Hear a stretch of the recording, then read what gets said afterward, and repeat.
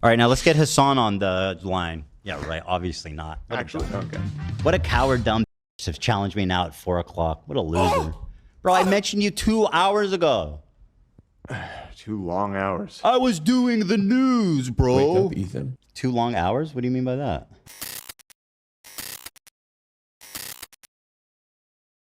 Insufferable to listen to, Jesus Christ, which I guess people don't care about since they're mostly bots. What is going on right now? Did a bunch of Ethan Klein heads just join the chat or something? You are in the Philip DeFranco Thumbo. We're getting brigaded again? By where? By what? School's out? Oh, Ethan just ended his stream. Is that what it is? Did he end his stream? Is that why so many people are coming in here to be like, dude, why are you afraid to debate Ethan? I'm not. I don't know what kind of lies he's telling over there, but I'm not afraid.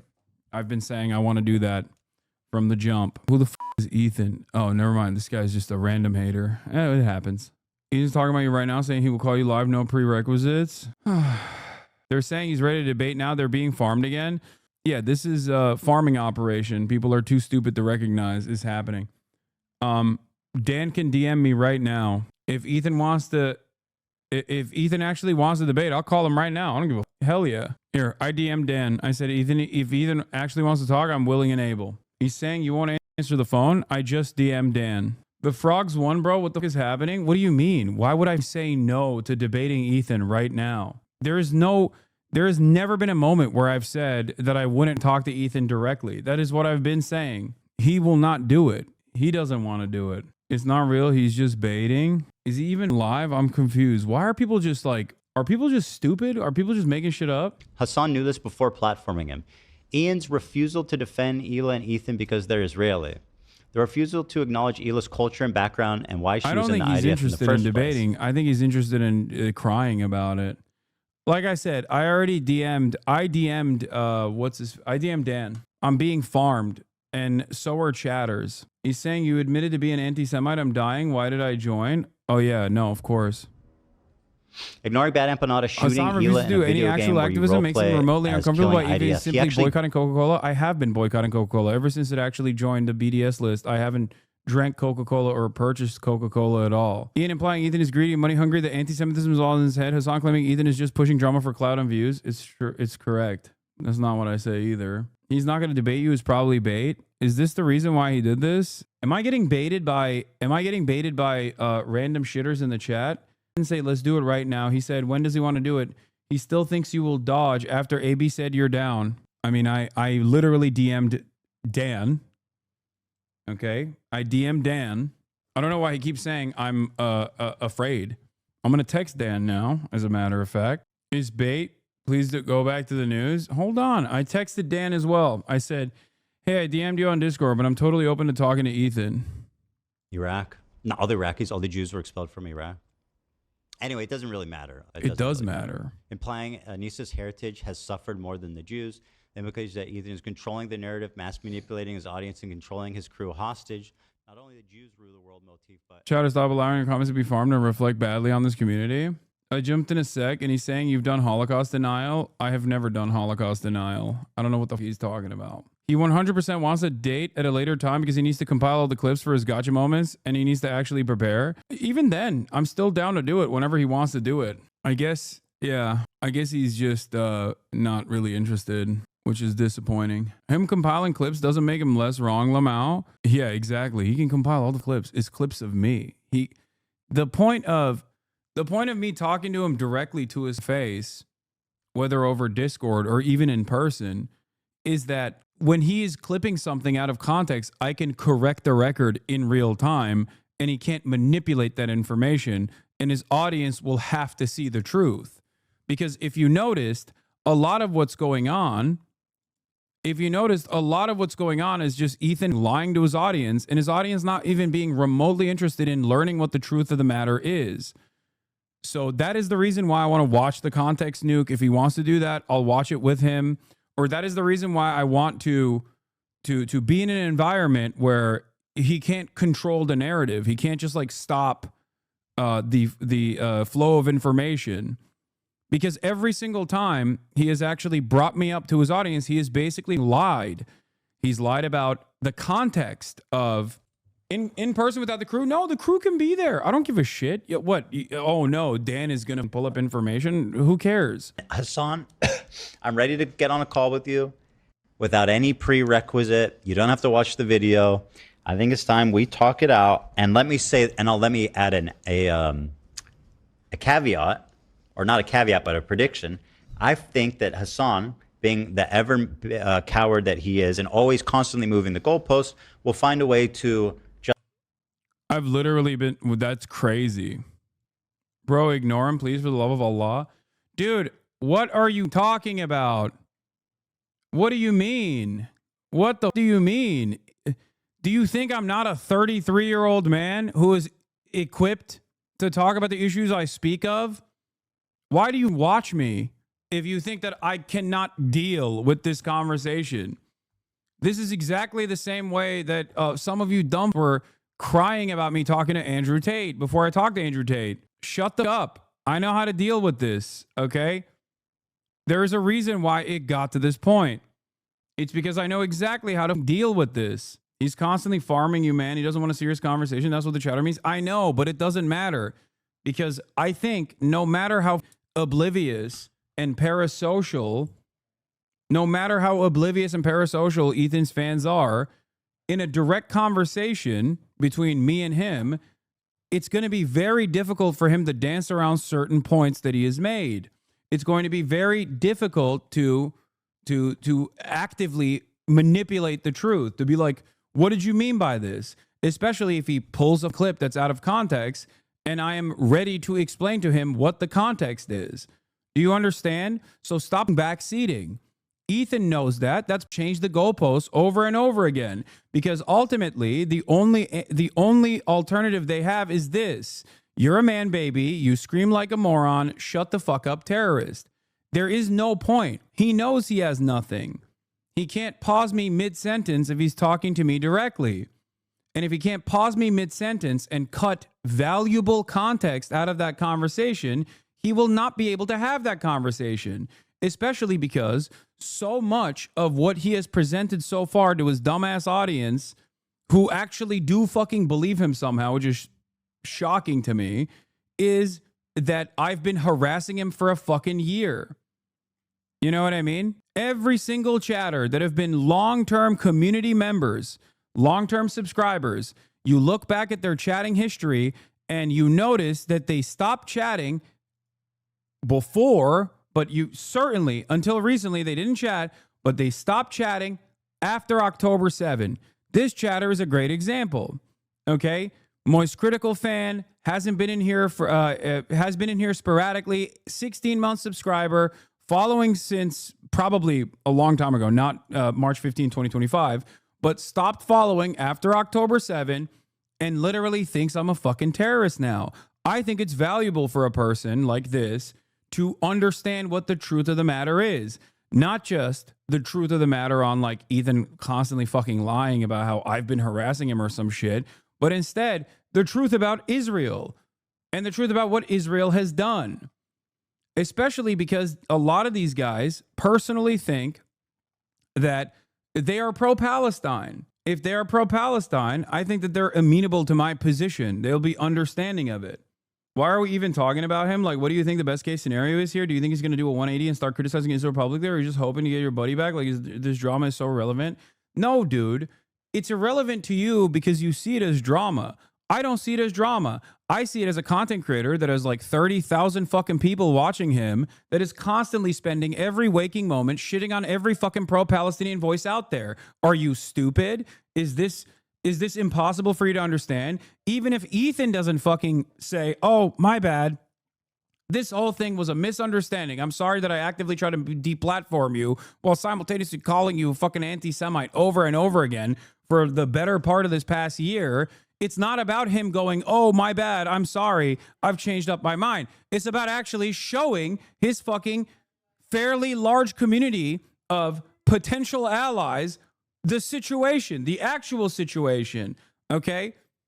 The guy who's doing canary mission style bullshit to an audience of progressives is someone that I have to deal with. I don't want to, but it's something that I have to do. How is this too difficult to understand? What makes you think he will give you any room to combat the misinfo? What do you mean? What is he going to do? Fucking yell over me and go la la la la la and like act like he's, you know, he can't hear me?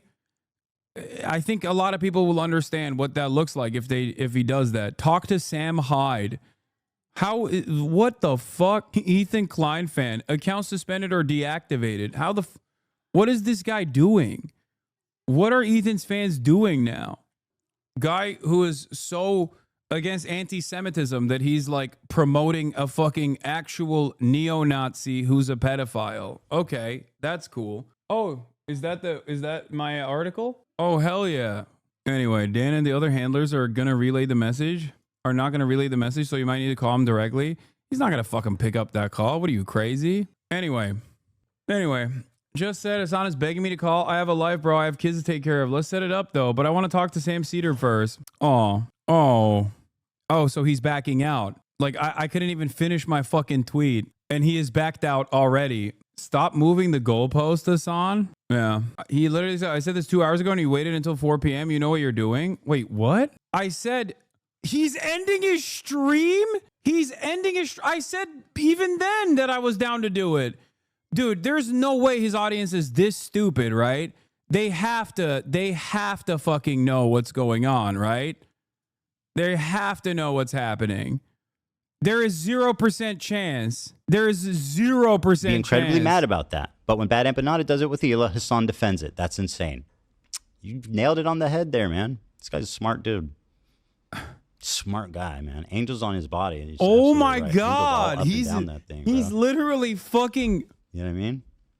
Angels be giving you lap dances, bro. I said yes immediately. I don't chat much, but you are really getting baited here. There is zero good that will come out of this at this point. Out of sad, I demand. Just the way you have addressed this mess so many times, I believe in you. I mean, he's never said that he would be directly willing to talk to me until this moment. So I think, you know, this is a little bit different. I've been saying that I would debate him for 6 months. I read that his chat was trying to give him bad info. I don't think he actually said anything wrong. Denim like react to this like guy's a guy name is saying Stans. some crazy shit. He's like, the dogs are shitting everywhere. They're shitting. This is all this is just him fucking addressing his personal grievances. Everyone's against him. Just schedule it and dog walk him. I'll talk anytime, any place, but I don't think he wants to smoke right now. That's what it is. If he's so convinced, if he is so fucking firmly, if he stands by his principles, he should be able to talk to me right now. It's been fucking what? It's been 4 months. 4 months. 4 months of me. I just call him. I can't directly call him, chatter. I have to call him through Dan. Rewind for 4 minutes. Deportation. Holds or has held illegal or improper material on his hard drive. Regularly threatens to post the names and address of his online critics as a tactic to silence them. Has sent death threats to Mr. Pavlov. Is he that stupid that he didn't think I was? I guess I'm asking, like, is he a trust? Is he just a fuck? Is he actually so dumb that is he actually so fucking dumb? Thought that I wouldn't say yes immediately. It's right here. So this is 1 day ago. So you see all the chat prompts sent calling her the raider of Ramallah. Well, here you go. Ela Klein is the raider of Ramallah, terrorist kidnapper. Hasan conveniently wants to call in at the time the show ends. Hasan cleverly skipped over the bad empanadas court documents. To be fair, Hasan did say yes like a couple hours ago. You know what? Yeah, Hasan that's showed tough. the stream and muted immediately when he saw he watched Denim's clip. You know, no, I I don't give a fuck about the Denim's like... clip. Why the fuck would I care about the Denim's clip? What is this? Hasan can vacate the premises. The crew and Ethan need to go home. They ain't on the call, dude. Wake up, Hasan. You're a coward, Hasan. Hasan wants to call right now, I think. Literally takes 1 minute of research to find out how effed up empanada is. All right, now let's get Hasan on the line. Yeah, right. Obviously not. Actually, okay. What a coward, dumb bitch to challenge me now at 4 o'clock. What a loser. Bro, I mentioned you 2 hours ago. 2 long hours. I was doing the news, bro. Wake up, Ethan. 2 long hours? What do you mean by that? Nothing. I think... Yeah, I'm in the chat. It is I think, time to wrap it up, though. I think so. So here's what I want to do, though, just to summarize.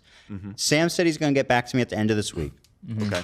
After Thursday, he said, because he's busy with family stuff. By the way, he wrote me back. He was very nice. That's awesome. I reached out. I have his email from, I don't know if I explained this on the air. I don't think I did. I have his email from the crowd. I did? Yeah, you did. Oh, I did. Yeah. Did I say he was very nice? Yeah, you said he was nice. Not 4 months Yeah, ago, 3 said months on the ago. show? Sorry. To you. Huh. Yeah. So yeah, he was very nice. He got back to me. He says he'll write me back on Thursday. So we're going to talk to Sam. And then if Sam is not able to convert me into the correct way of thinking, then I will go up against the final boss, the most educated, the most prolific.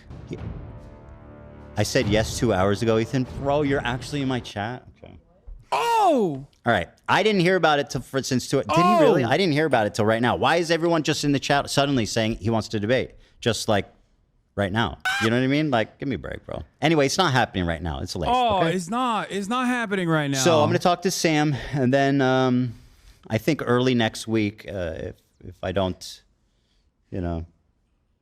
metamorphose from a caterpillar into a butterfly once speaking to approved Jew Sam Seder, then we can talk to you on Monday or on Wednesday or on Friday of next week. Crashing out in the pick. chat, Hasan. The time. Don't pick the time is during our show, not 8 a.m. Just to be clear. Yeah, and not only that, I've got whatever. I don't need to just we're going home. I replied to okay? Hasan in the chat. I said, we'll set it up. I got Oblivion to play. Like, I got to get out of here. I got a family and a crew. He didn't reply to me in the DMs. I don't know why. I made a YouTube video in February asking you to debate me. As well, boy. I've said, hey, Swastika boy, we I have shit to do. talked to you okay? You're not, numerous All right. times. Thank you, everyone, for watching. Not sure why your Today is Wednesday, which means is Thursday is for members. diluted. I got as much of the Warzone shit out of the way. I made a YouTube So video in February here's the asking you to deal. debate me as well. I'm definitely I've not said I doing talked this to you thing on numerous Friday times, not because we sure said why we're your having a audience fun is episode on diluted. Friday. We're talking more. No, it's because he wants to fucking talk shit from his hug box. That's it. That's the difference. He wants to talk shit from his hug box with no contest whatsoever. He can't even fucking stand when his own crew members try to gently put it down, try to gently move him in the appropriate direction. No pushback whatsoever. That's it. He's fucking terrified. With all that being said, guys, have a wonderful evening, and members will see you tomorrow. Everyone else, see you on Friday. That's it for me. Bye-bye. His show ends at 4, lol. Yeah, I didn't ask at 4, chatters. I asked before 4. I asked as soon as he said he wanted to debate me. I heard you have 2 wieners. Is that true? It's true. It's because they're Epstein heads who've replaced the old audience that left. I refuse to believe that people in that community would go HasanAbi or Diddy Piker. He's going to debate you on your bleach knowledge. Be warned. He's been talking about how you claim not to be a fan. I'm an adult and I cannot believe I just typed that. No, I'm going to talk about Israel-Palestine. I'm not going to talk about fucking bleach. A video from 2 hours ago from HasanAbi Archives. I'm ready to debate Ethan Klein. Oh, this is just from this stream. He got super chats 2 hours ago saying you wanted the call. He can't even be good faith when trying to put this thing together. Oh boy, it's going to be a disaster. It doesn't matter. He can be as bad faith as he wants to. And even with maximum bad faith, he still knows that he can't fucking hide from the truth. He still knows that virtually everything he has said about me is completely fucking fabricated. Okay? Vicious smears of anti-Semitism, completely fucking fabricated. And he also knows he can't have this conversation on the Israel-Palestine. He knows he can't have that conversation with me. He also, deep down inside, knows that I'm not fucking anti-Semitic. He knows that very well. He is ashamed of what it will look like if we have a conversation, no matter how bad faith he tries to present the issues with. He can be as bad faith as he wants. He doesn't have to be charitable. I'm not fucking just pearly things, okay? I don't need prep time. I don't need an entire crew to fucking feed me information in real time while we're having this conversation. That's why I said I'm willing to talk. I'm willing to entertain it anytime, any place, even without seeing the context puke. How could I do that? How could I actually talk to Ethan if he has such a strong, convincing case? If he has such an airtight case, how would I not be able to have this conversation with him? Why is he the one who's ducking me and not the other way around? That's it. As an actual anti-Zionist Jew, it's always laughable to me when you get accused of anti-Semitism. This is the safest place against actual anti-Semitism, not anti-Zionism conflated on the entire internet. Exactly. His crew is trying to protect him from stressful things. AB admitted to knowing you wanted to talk when you initially said it. He's not going to debate him. Will Steven Crowder you? Who's he going to Steven Crowder me with? Yeah, here's from 2 hours ago. How will you get out of this one, coward? Wait, what? I'm down. What the fuck? I'm super down. This is 2 hours and 49 minutes into the broadcast. So almost exactly 2 hours ago when I said, of course I'd be down to do it. There is no way out of this. He knows what the truth is. Okay. He knows what the truth is. He knows what's going on. He knows he wants to shelter himself from potentially the backlash that he might receive when his own audience goes, oh yeah, well, I feel kind of fucked up that you just lied to us. I feel kind of fucked up that you lied to us about this person for an entire year. You could coordinate with Sam Seder so he puts you on the call when Ethan has him on full circle. I mean, I think that's stupid. A compilation of you not being anti-Semitic? What the fuck? What is a compilation of me not being anti-Semitic is a crazy thing to say. It's just the stream. Literally half of his chat called you a coward for not debating. The other half said to stop because he just wants to move on and not debate you, Law. That's the other part that I don't understand. I've been saying for months that I'm down to fucking debate him. So I don't know why his chat is like, oh, you're a coward. You don't want to debate him. I'm like, no, I do. And then they go, okay, well, you just called in too late. All the H3 fans that could have actually been persuaded have left in the ensuing 2 years. I love you, but this is naive. His audience is too far gone. Please don't go into the mentality that his audience will have a change of heart. It won't happen. They're garbage. I don't care. I'm calling that he's still not going to talk to you. He's going to talk to Sam and then make up some reason why he no longer needs to talk to you. Most likely. But it is mind-boggling. It's just like a basic truth. The idea that like I want to talk to Ethan is a basic truth. Have you seen the XQC tweet, dude? Yes, dude. Yes, I have. Why do you keep posting if I've seen the XQC tweet? Yeah, I did. He fucking posted. Anyway, please put up a trap prediction about he dodges on Monday. I'll bet on my channel points of pussy will dodge again. I think in his head, he feels that after speaking to Sam Seder, Sam will see that you are anti-Semitic and he will get Sam to debate you once that is done. Okay. Yeah, Sam is a very nice person, but he's not stupid. He's incredibly knowledgeable on not only the basic facts of the matter, but he's on Hasbara and the types of propaganda that people who are pro-Israel present. My suspicion is that the conversation that he has with Sam Seder will be filled to the brim with concessions that he makes to Sam in an effort to make it seem as though he's like, oh, well, I said, West Bank settlers are actually targets, but they're calling my wife a baby killer, things of that nature. It's like, oh, well, we're actually pro-Palestine, but every single person is attacking us unjustifiably. And Sam doesn't know the fucking details of all of the things that Ethan has said and done. So it's just going to be a face-saving operation. Yeah. The reason why I initially said he should talk to Sam is because, he claims to agree with everything that Sam Seder says. And if that's the case, why isn't Sam Seder constantly talking about the anti-Semitism coming from the pro-Palestinian accounts? Why is Sam Seder actually friends with the arch anti-Semite? Why have we had multiple conversations? He's just constantly trying to run away from the truth, but he's got the content demon. He's got the content demon in his brain, so he just knows that this will actually gain attention for him. So he can't help himself. And I think that's what it is. This shit is so high school. I'd be surprised if you idiots weren't collabing at this point. Yes, dude. The dumbest guy on the fucking planet looks at the situation of, the Anti-Defamation League actively trying to take down and deplatform a pro-Palestinian voice, including but not limited to getting a Democratic Party congressperson to demand my deplatforming using the fucking congressional letterhead 5 days before a general election, and says, this is just high school drama.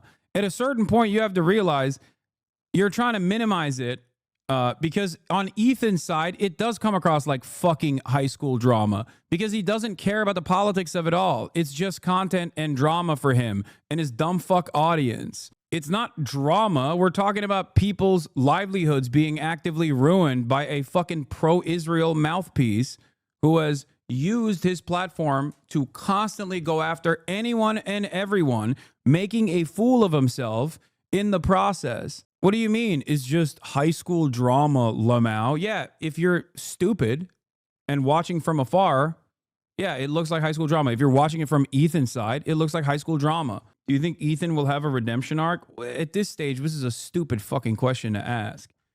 He will never have a redemption arc until he fucking apologizes for all of the things that he has done in the past year and try to make up for it. And even then, plenty of people are not going to be on his side.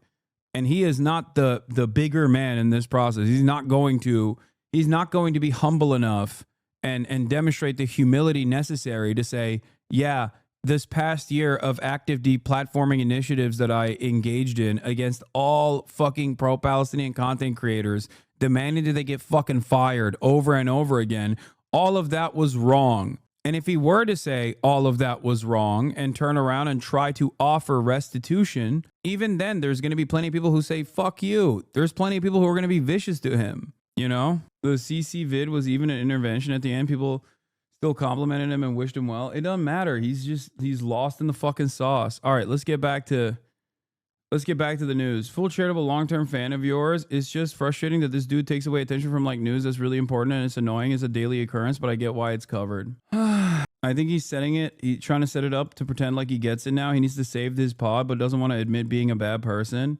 Hasan, you're ignoring the insane Destiny fans that are fueling this loser, and Dan are fueling Ethan's mania, and Ethan's having a full mental break fueled by Destiny fans. It's sad, but it is what it is. I know, but it doesn't matter, because to the outsiders that are just fucking signing in, they see their favorite content creator being victimized by vicious anti-Semites online, and that is completely untrue. It's also causing dumb fucks that you need to have on your side if you actually want to build a coalition to literally go, I don't really care about any of this stuff. I think everyone's been mean to my favorite content creator, so, you know, the pro-Palestinian cause is actually silly. Like, it's ridiculous, and I know it sounds stupid, and you might say to yourself, well, fuck those people. And I understand why your immediate reaction is fuck those people, because fuck those people, but you need those people. You need everyone. You need as many people as you can. You need as many people to fight alongside you at a time when the American government is literally fucking blackbagging people for the crime of saying mean things about Israel. Okay? You need people on the streets.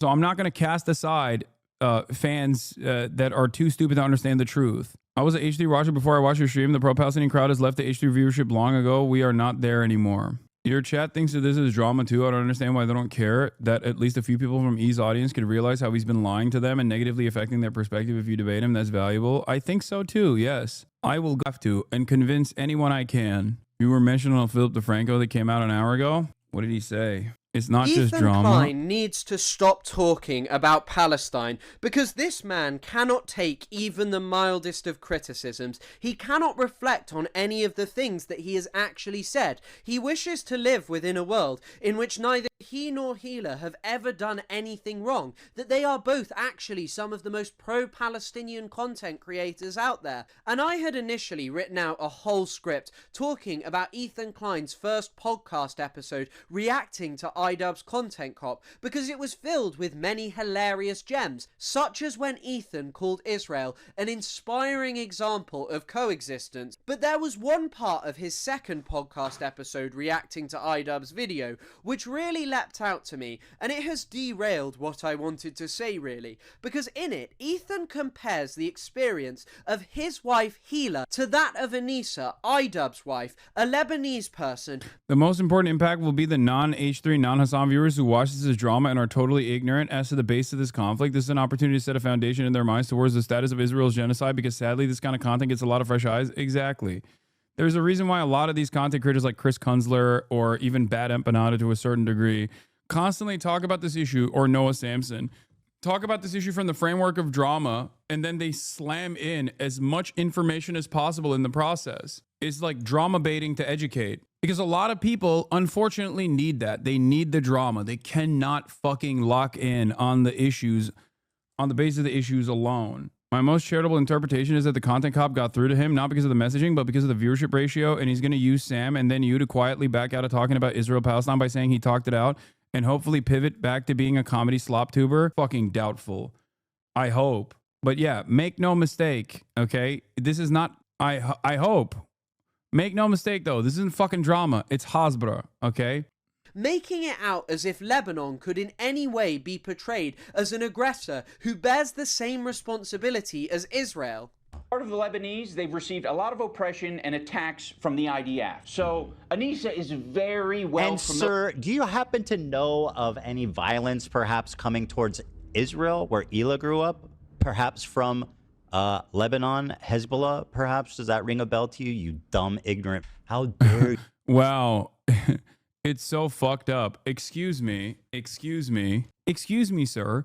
Do you know how damaging it was to live in Warsaw as a German during the Warsaw Ghetto uprising? You know how damaging it was to innocent Germans who were part of the German military at a certain point? Do you know how scary it was to experience the Warsaw Ghetto uprising? It's really fucked up. Yeah. It's really fucked up that Hezbollah violently retook southern Lebanon, which was rightful Israel land. You attempt to lecture me on this conflict. You just learned about this like 2 weeks ago, clearly, and you're just deferring to Hasan as an expert. It's mind-bendingly dumb. Bro, please call in and debate me on Israel-Palestine. Let's see who knows more about the conflict. Now, I really hate how smarmy Ethan is in this clip. He makes out that he's some kind of expert on Israel and Palestine, when I, along with many other content creators, have exposed his totally lacking knowledge in this. And this is really a constant theme throughout both his podcast episodes, because he goes on and on about how proud he is of the content nuke on Hasan, how well sourced it is. Bro, he loves that out of context thing. Like, that video was so well sourced. The full context to everything. But Ethan, in the first episode, literally pulled a fake quote. Thinks Nasrallah is based, the guy who says we will hunt down the Jews wherever it's better that the Jews all go to Israel so that we don't have to hunt them down worldwide. From that content nuke attributed to Syed Hassan Nasrallah that Ethan ripped from Wikipedia and then blackbarred so you couldn't see that even the Wikipedia article noted that the quote was most likely fake. Now, as much as Ethan loves to talk about Middle Eastern Jewish people and how they came to Israel, what I will say is Israel is undeniably a foreign implant in the Middle East. I mean, one of their key founders, Theodor Herzl, literally said of Zionism, "We should there form a portion of a rampart of Europe against Asia, an outpost of civilization as opposed to barbarism." And this is exactly what the Zionists saw themselves as doing. They practiced colonization in another people's land, and they saw themselves as redeeming it, doing away with the years that it had been in the hands of the useless and evil Palestinians. But ever since its inception, Israel has spent its time trying to alter the politics of the Middle East. And here, Ethan, I will note a difference between you and I. Do you guys understand why? Chris does a really good job with this as well, but do you understand why I end up covering some of the statements that Ethan has made on this broadcast? A lot of you go, oh, this is just petty drama. And to the outsider, they go, oh, it's petty drama. In between the actual petty drama, he slams in shit about Israel that is completely ahistorical. Sometimes it is literally revisionist. It's genocide, revisionist nonsense. He's doing propaganda. He might be too stupid to realize he's doing propaganda. He might think this is the truth. Okay?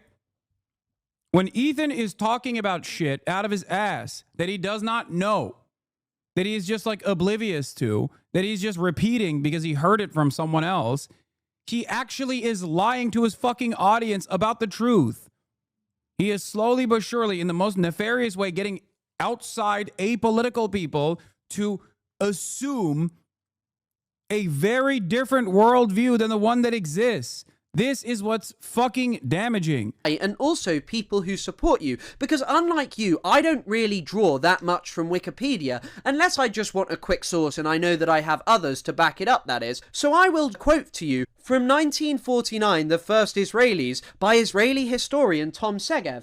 Now, Israel's first Prime Minister, David Ben-Gurion, said, "The Muslim rule in Lebanon is artificial and easily undermined. A Christian state ought to be set up, whose southern border would be the Litani River, then we'll form an alliance with it. Now this is basically Israel's first prime minister talking about demographically altering the country of Lebanon, getting rid of the Muslim population and setting up a majority Christian state simply because it would be friendly with Israel. And Israel actually went on to do this. They sowed chaos in the country of Lebanon. People now like to blame the Palestinians, but the Israelis were funding a group called the Phalangists, whose founder, Pierre Gemayel, went to the Berlin Olympics in 1936 and was really inspired by what he saw and decided to go and establish himself a group called the Phalangists, inspired by the Nazi ideology. And these people were a particularly heinous group. And we'll get onto them in full later, but what I first want to talk about is how Israel actually tried to implement this. Now, you could have the example of 1982,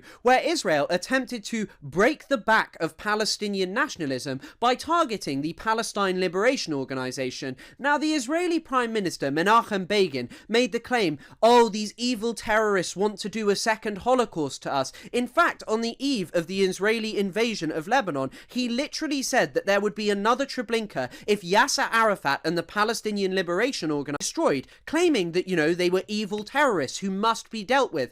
And the justification, by the way, for invading Lebanon was the assassination of an Israeli diplomat, Shlomo Argov, who was targeted whilst in London, and although he did survive, he never really got out of bed again and he went on to die. But this guy wasn't even targeted by the PLO, he was targeted by a member of Abu Nidal, an anti-PLO organization. And so Israel, for this, went and invaded Lebanon. They went to destroy the PLO and went to try and set up a state where the Christian Maronites, particularly the Phalangists, would rule over the country.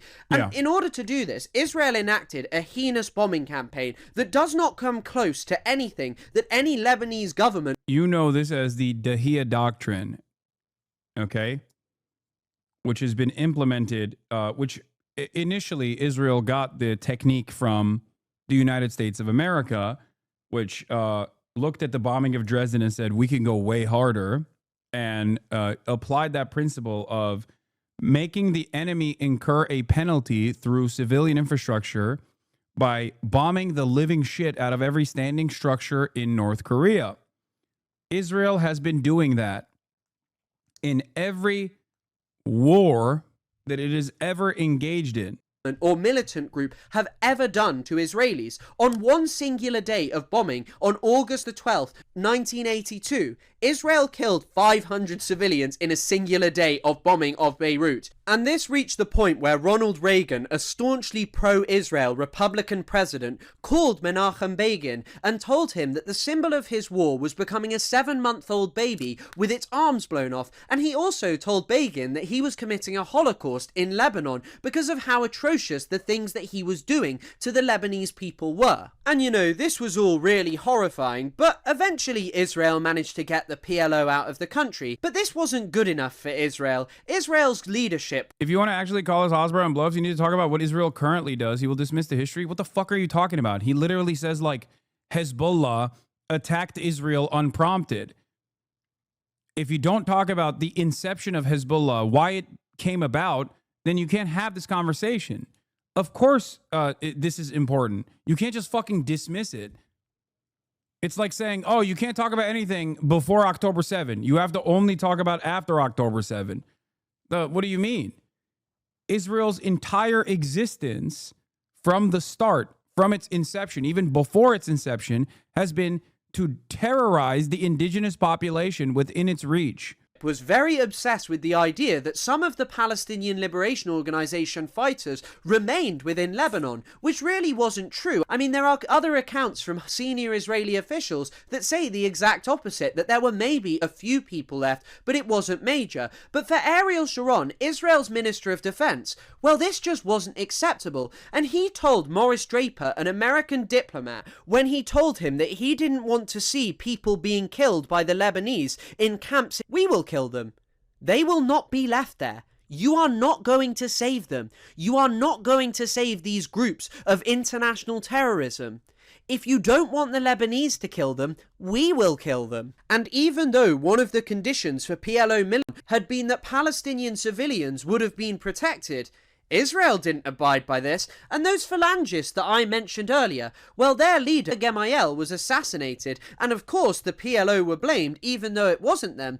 And so Israel and Ariel Sharon let the phalangists go into the Sabra and Shatila refugee camps and perpetrate mass rape, mass torture, summary executions, mutilation of bodies, alleged stories where the fetus was cut out of a pregnant woman's belly and left on the floor, people stabbed, babies stabbed. I mean, the scale of it was far bigger than October the 7th. Perhaps up to 3,000 or 3,500 people were Yeah, and the way that Israel designed this to create plausible deniability over their involvement wasn't to directly go in and participate in the slaughter, but instead shut off with the IDF every entry point into the camp.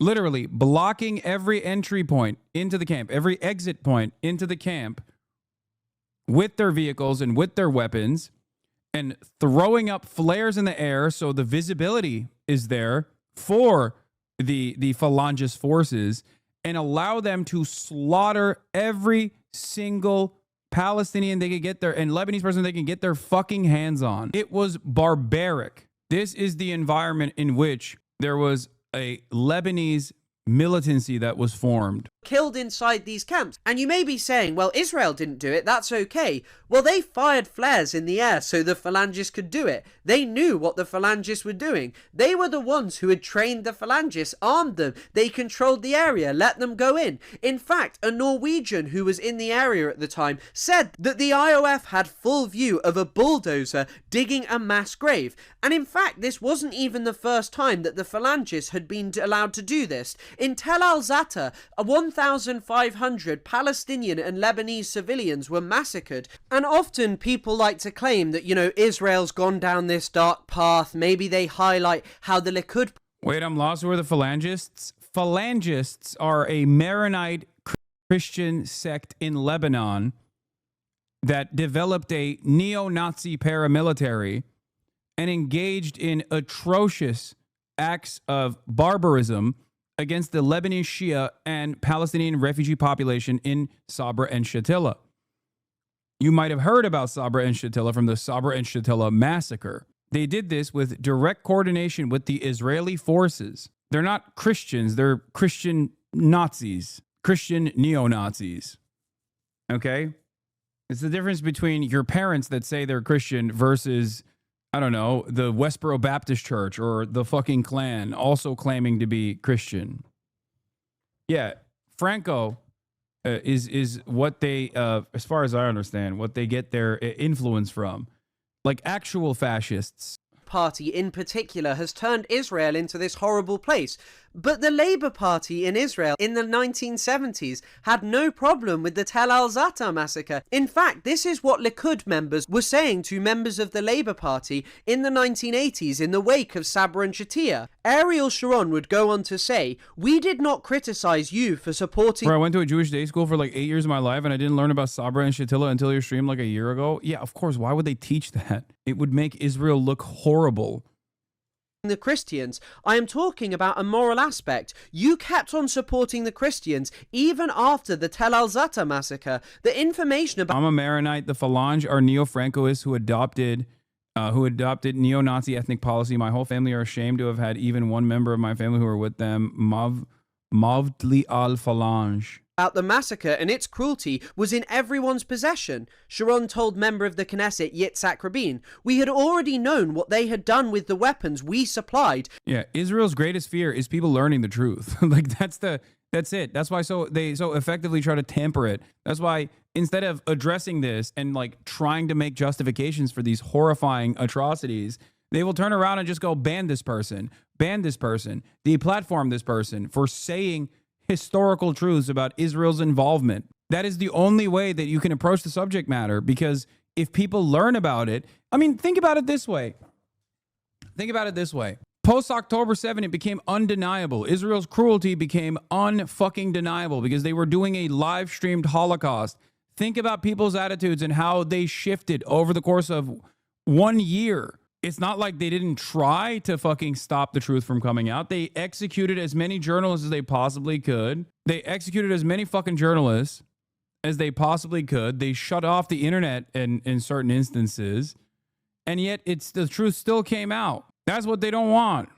And the forces we helped them build. However, we did not criticize you. And this is how both political parties in Israel dealt with massacres of Palestinian civilians that eclipse anything on the scale of October the 7th. And you know, inside Israel proper, there was actually a very big reaction to what had happened in Sabra and Shatila. There was a march with 400,000 people, a rather large percentage of the Israeli adult population. And as a result, Menachem Begin and Ariel Sharon stepped down from their positions after the Israeli Kahan Commission found that they were both complicit in Sabra and Shatila. But the Israelis still went on to elect Ariel Sharon as their prime minister in 2002, and he oversaw more slaughter of Palestinians, more destruction of their lives and townships. And yet you sit here and you cannot understand why someone might say, well, actually, yeah, a Lebanese person has a much different experience to that of an Israeli. Israelis have sat pretty. Yes, they have experienced violence and civilians being killed, but nothing on the scale of what Israel has done to Lebanon. And Israel did this not in pursuit of terrorists, but to alter the policy. Here's another great example, by the way, of how Israel operates. New, after hundreds of Yale students protested in advance of Israeli National Security Minister Itamar Ben-Gvir, who is a fucking psychopathic Nazi settler terrorist who demanded the assassination of Yitzhak Rabin, okay, who had photos of one of the most prominent Israeli terrorists of all time in his fucking living room, a Kahanist. He came to Yale. Yale now has stripped the School Students for Justice for Palestine chapter of its official status as an official student group. Yes, Ben-Gvir is a Kahanist who celebrated the Jewish terrorist mass shooter. Yeah, like imagine having a photo of fucking Dylan Roof in your living room, okay? And then after being elected into office, you reluctantly have to take it down in order, and you say when you're taking down the photo of Dylan Roof, you say, oh, I'm not doing this because of my convictions. I'm doing this because I want people to shut the fuck up about it. Okay? A framed photo of Dylan Roof. Oh. Itamar Ben-Gvir was not allowed to serve in the IDF because of how extremist he was. Can you understand? The Israeli occupying force, which is a force for terror in and of itself, said, you're too rabid for us. And now that guy's being welcomed to fucking Yale at a time when the administration is literally fucking going after every goddamn university for allowing this kind of stuff to happen, right? On their campuses, understandably. And what is Yale doing? Even before the administration demands that this group is disbarred, Yale has already taken that position already, saying that it's good that a convicted terrorist is on our fucking campus. It's like inviting one of Adolf Hitler's little generals onto college campus and having like the Jewish American movement that's protesting against it disbarred. Yeah, here's another wonderful thing that Itamar Ben-Gvir did. Ben-Gvir handed out thousands of guns to Israeli citizens. Then the murders began. It didn't begin. It exploded. It increased.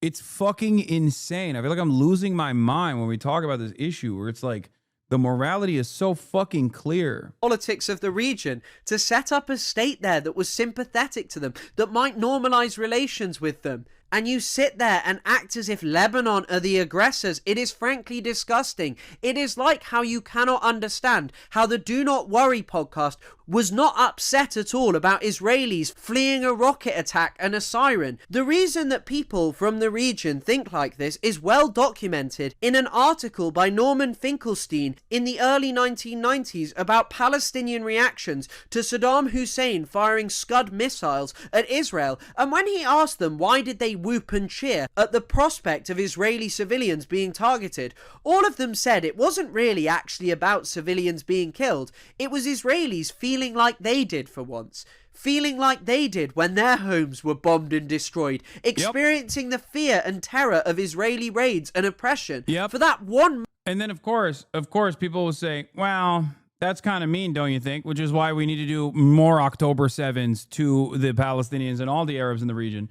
Stoogeless, thank you for the 50 bones. Moment, Israelis had to experience what every single Lebanese person has experienced through bouts of mass slaughter. And even then, just hearing sirens and getting to hide in your bunker doesn't compare to what Israel has done to the Lebanese people. And this is why it just irks me so much that Ethan sits there and talks about history, because anyone with any knowledge of history should be able to say, well, actually, what the IOF have done to Lebanese people far eclipses what it has ever been done to Israeli civilians, and any politics must therefore centre the people of Lebanon, the people of Palestine, rather than the feelings of Israeli people. And yeah, Ethan, it's fucking insane. But of course, because Israel is our ally, Israel is has a close association with America. Israel is the favored client state, and also has a shit ton of propaganda initiatives in the West.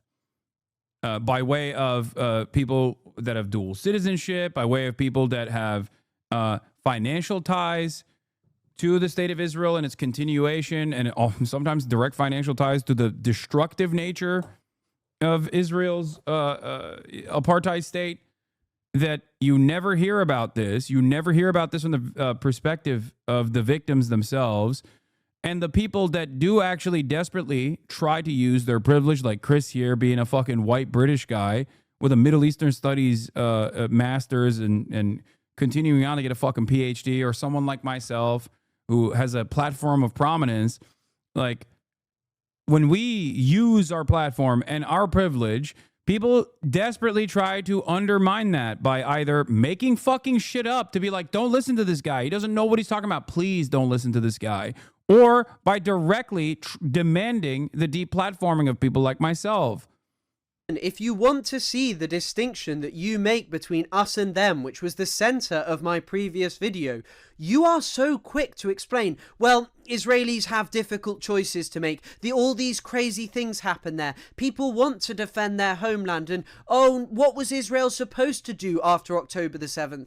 But what were Lebanese people and Palestinians supposed to do after Sabra and Shatila? Or all those other... Yeah, in case you were wondering, as I was, who invited Ben-Gvir to Yale? A Jewish society run by a real estate magnate, co-founded by Cory Booker and Rabbi Shmuley. Shocking. mass bouts of slaughter. They never got...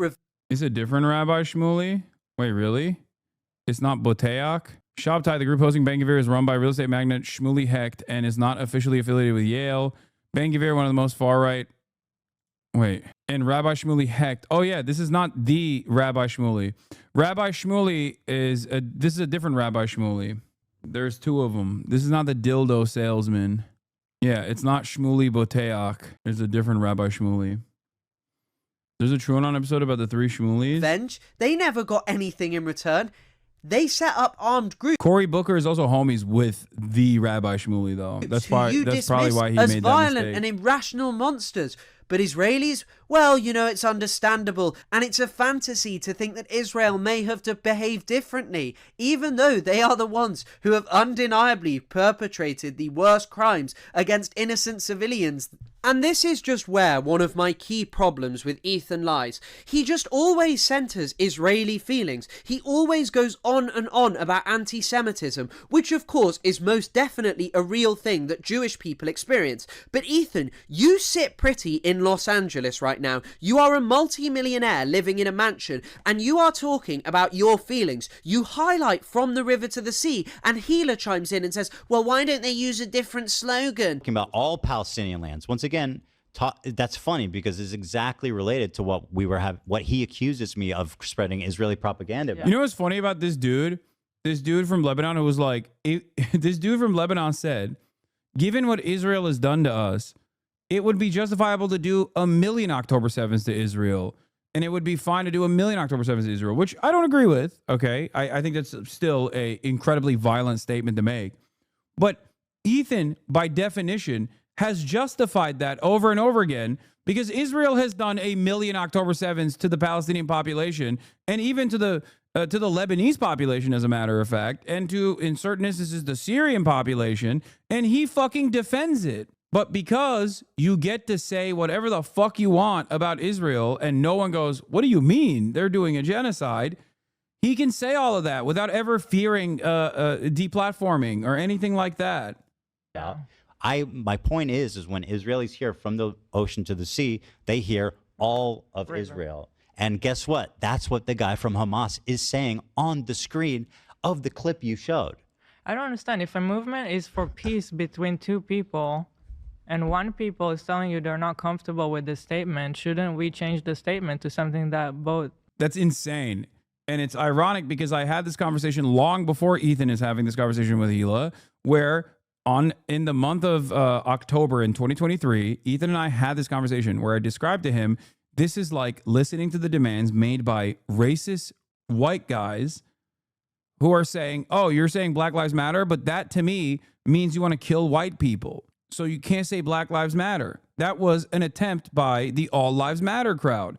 This is exactly the same. This is an analog. What is the alternative? From the sea all the way to the fucking Gaza envelope where there's a border wall, and then also skipping over the fucking Israeli proper, skipping over the green line all the way to the other side of the border wall firmly placed upon the West Bank to the river. Like, is that what people should be saying? Like, what a fucking ridiculous statement. That's where the Palestinians are, between the river and the sea. people can get behind. No, if because we are they'll for say, peace. right. Well, people will say that Israel's the aggressor, so they shouldn't have to adjust anything. Yeah, but that's like It's watered true. down Is Israel not the aggressor? It is. American version of what's happening there. Once again, the people who do nothing wrong when it comes to Palestine can't admit that Israel is an aggressor. Both of them think that Israel occupies Palestinian land illegally, settles it, perpetrates genocide and all of these things, but they don't see these as aggressive acts which provoke retaliations against Israel. Instead, that's a watered down American understanding of Palestine. But ultimately, the call from the river to the sea is a demand for the liberation of all of historic Palestine, not just the occupied territories. Ethan and Hila seem to have absolutely no problem with the 1948 Nakba, the fact that 750,000 Palestinians were expelled, many of them were sent on death marches, and since they have never been allowed to return. Many people still languish in refugee camps in places like Jordan, Syria and Lebanon, not being allowed to return to their homes. The people of Gaza, some of them can literally see where their homes and lands once were, but they're now occupied by Israelis. So the call from the river to the sea is not problematic. Demand for full Palestinian liberation. People are being burnt alive right now en masse in Palestine. Children by the dozen. Homes being collapsed on entire families. People are being tortured in Israeli jails to death, including minors. And yet you want to talk about your feelings and whether a slogan is offensive to Israeli people. I am sorry, but Israelis en masse are not opposing what is happening in the Gaza Strip. There's been no mass dissent. It's only really come recently when they're worried about the fate of Israeli hostages. There has been no mass disobedience over the last 18 months in Israel. There has been no major reaction against what Israel is doing. It's only really centered on their complaints around Netanyahu and the threats to Israel's faux democracy, and Netanyahu going full genocidal and making it obvious to the rest of the world what Israel always was. In fact, in that article by Norman Finkelstein, which I mentioned earlier, there is a fantastic quote from Mattiyahu Peled, who was a founding member of the Progressive List for Peace, talking about the Israeli peace movement, Peace Now, and what he said was that it's one of the worst things that ever happened to us. Nice people in Israel who feel unhappy with the situation but are not prepared to do anything about it. They get together twice or 3 times a year, and as the saying goes here, they give their conscience to the laundry. They get it back cleaned up and they go back home happy and satisfied. There is nothing more to it than that. They stand at a demonstration, they shout a few slogans, they go home satisfied that they have done the job, but they are not prepared to shake the system. So this is a substitute for real action. And I must remind you that Ethan and Hila have openly stated their opposition to people in Israel actually taking direct action against the Israeli occupation and the genocide in Gaza. Ethan said that it was a necessity to serve in the IOF. Important to serve like everybody else in the country. I mean, it's a very selfish move to decide, okay, I'm not going to do it, but everybody else will. Like Israel as a place, the mentality of growing up there, like everybody feels an obligation to protect, to serve, to nurture this place that feels like the only place in the world where they can live and be Jewish and not be like discriminated against. I mean, when you're growing up with constant terror attacks, the army is a necessity. Yeah. And I'm sorry if people think that's a controversial statement. That is the reality of Israel. It's and not so controversial. It's just for a one statement of person fact. to decide, I'm not going to do it, is a very selfish decision. And it helps nothing with your career afterwards. You finish it, then you start You don't even need to actual defend life. yourself. It's just normal. They both said that it was a By the way, remember when I told you that they would inevitably move on to American citizens? They have. Breaking. Officials confirm raids in multiple cities. Tahrir Coalition says FBI agents, Michigan State Police, and local officers targeted pro-Palestine organizers. So, Ethan, your wishes are becoming a reality. Maybe they'll fucking invade my house too one day, you know? It's happening already. Your every wish that you had will be fulfilled by this administration. Don't worry.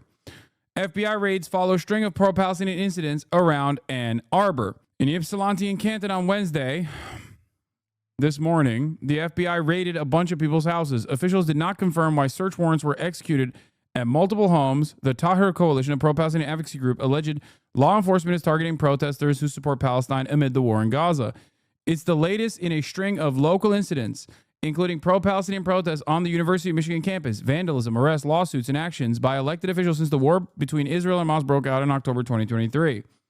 These were the people, I think, that are associated with Dana Nessel's initial targeting, the Attorney General of the state of Michigan's initial targeting. If you recall, you might recall the drama at least. Dana Nessel smeared Rashida Tlaib after Rashida Tlaib asked, why is this happening? Why are you actually, as a Democrat in a Democratic state, targeting? Hey, don't say this administration like you didn't say mad negative things about Harris. Hey, you absolute fucking moron. You dumb idiot. I'm currently in the process of explaining to you how the previous administration's actions have allowed the Trump administration to continue its violent agenda. Are you so dense? Do you not understand that the situation that I'm talking about quite literally happened under the watchful eye of the Biden administration? Is there a particular reason why you think I might Deborah Lipstadt, famous Holocaust scholar Deborah Lipstadt, who was Biden's anti-Semitism envoy, who got interviewed by Isaac Chodener, and in that interview revealed that she actually likes what the Trump administration is doing? That perhaps will help you develop a better understanding of what the previous Democratic Party administration was interested in doing in terms of creating a chilling effect on speech as long as it pertained to speech against the state of Israel. The Democratic Party set the stage so that the Trump administration could capitalize on it. If you don't understand how these things go hand in hand, well, you're unfortunately too stupid to understand anything. Don't say this administration like you didn't say mad negative things about Harris. Ironically enough, if the Kamala Harris campaign had listened to at least some of my warnings, why should they? I'm a dumb fucking Twitch streamer. I have no motion. But if they had, they might have actually won the election if they had decoupled from Biden early on, if they actually made strong stances about defending free speech and defending the freedom of expression of student activists who are criticizing the state of Israel. As a matter of fact, if they actually went alongside the student activists and personally said mean things about the state of Israel, they would have had a better shot at winning the fucking election. And that's just one aspect where they were completely fucking blindsided, seemingly. There's a million other things I can talk about. My criticisms about Kamala Harris running around with fucking Liz Cheney, a person with zero constituency. My criticisms about Kamala Harris refusing to recognize the overall economic anxiety and anger that the Americans actually... Hey, yo, did you just say the N-word? What? Did you just say the N-word? No. Are you guys hallucinating now? Is that what you want? Do you want me to say that so that like you can feel better about yourself so you can get a fucking clip out or something? What? Take your fucking medicine, dude. You call me an idiot and blab a bunch of words. They were realistically two options, and you sat on the fence to talk down about everything and everyone. Oh my God. Oh my God. I didn't blab a bunch of words. I explained to you the actual reasons as to why Kamala Harris lost, and it's not because I was chirping about Kamala Harris. I could have said Kamala Harris is the best candidate that has ever existed. I could have lied to my audience over and over again every single fucking day of the week. That would not have changed the dynamic. Okay? That would not have changed the dynamic even a little bit, because I cannot outflank the Democratic Party. I cannot outflank the hundreds of millions of dollars that they spent on ad spend to put forward their shitty ass campaign. That's why they fucking lost. Oh my God. Having said that, it's not like the reality of the matter is this, okay? Kamala Harris wanted children to be fucking murdered in the live streamed Holocaust so bad that they threw away the election and allowed an incompetent fascist to win for the second time, okay? So take it up with them. Take it up with the fucking Democratic Party for not doing what was necessary at the time. Don't fucking yell at some Twitch streamers who recognized the writing on the wall and were correct. It is wild that right now, fucking 3 months in to this administration, you still have the audacity to turn around and say, hey, the one guy that was fucking ringing the alarm bells and was literally right, I'm actually going to get mad at that guy. It's kind of funny because you are alone in this. Like the New York Times and CNN and NBC and all for this fucking reason. They come to me and interview me because they're like, oh, what did you see that we didn't see? There's a reason why they're doing that analysis, and you're still in here trying to fucking chirp. Jesus Christ. You are so goddamn alone in this process because you're the Deborahs and the Barbaras, okay? The older Democratic Party is demanding action from the Democrats. The older base of the Democratic Party is demanding action from their elected representatives. They're not the ones who are still fucking chirping. There's nothing funnier to me than coming into the Twitch stream of a guy and being like, you're the reason why Kamala Harris fucking lost. Really? You think I have more prominence than Taylor Swift and Beyonce combined? Babe, fence sitting in this election got Trump won. You're the one yelling, Lamau, you just never take accountability for anything. You don't want me to take accountability. You want me to entertain your delusions. And you are unfortunately too stupid to make that distinction. I am now officially banning you because you are too stupid to have a conversation with. I'm sorry, sometimes we got to keep moving, especially because we're fucking talking about the Trump administration blackbagging people, targets that were set by Dana Nessel under the previous administration. But you're so fucking dumb that you can't even recognize that. Babe, fence sitting. All those years ago, I really didn't understand the fucking hatred for libs. It gets more and more clear by the day. I mean, that person is not even a liberal. Like most MSNBC watching neoliberal wine moms are far more radical than that fucking idiot, okay? She's coming in here talking about fence sitting where Kamala Harris was fence sitting a fucking genocide.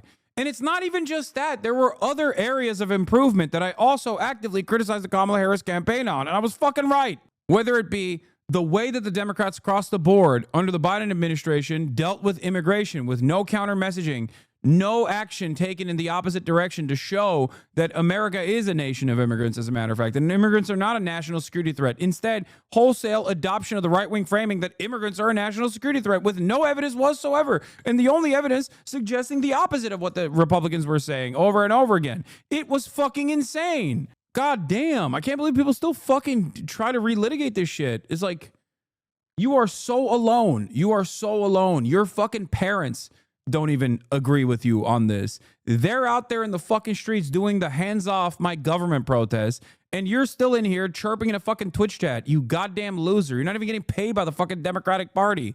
Where are your pay stubs? Show me your fucking pay stubs. Do you get paid by the DNC? Then if not, why the fuck are you defending their ineptitude? Check this guy's logs. Terrorist plays. FBI should investigate your ties to Islam. Hasan, shut the fuck up, you Muslim dog. Most of this is just straightforward Islamophobia. God damn. The FBI should investigate your ties to Islam. Okay, man. Selfish thing to not do Israeli national service. And this is where the problem lies. Ethan loves to highlight, oh, there's loads of peaceful Israelis, but when they actually take an action, he's openly disagreed with the small handful of young people like Tal Mitnick who take action, a minimal action, I must remind you, something which Tal even said to me himself. The organization Mesavrot is small, but it is growing inside Israel. There are more and more people who don't want to occupation, their genocidal crimes in the Gaza Strip.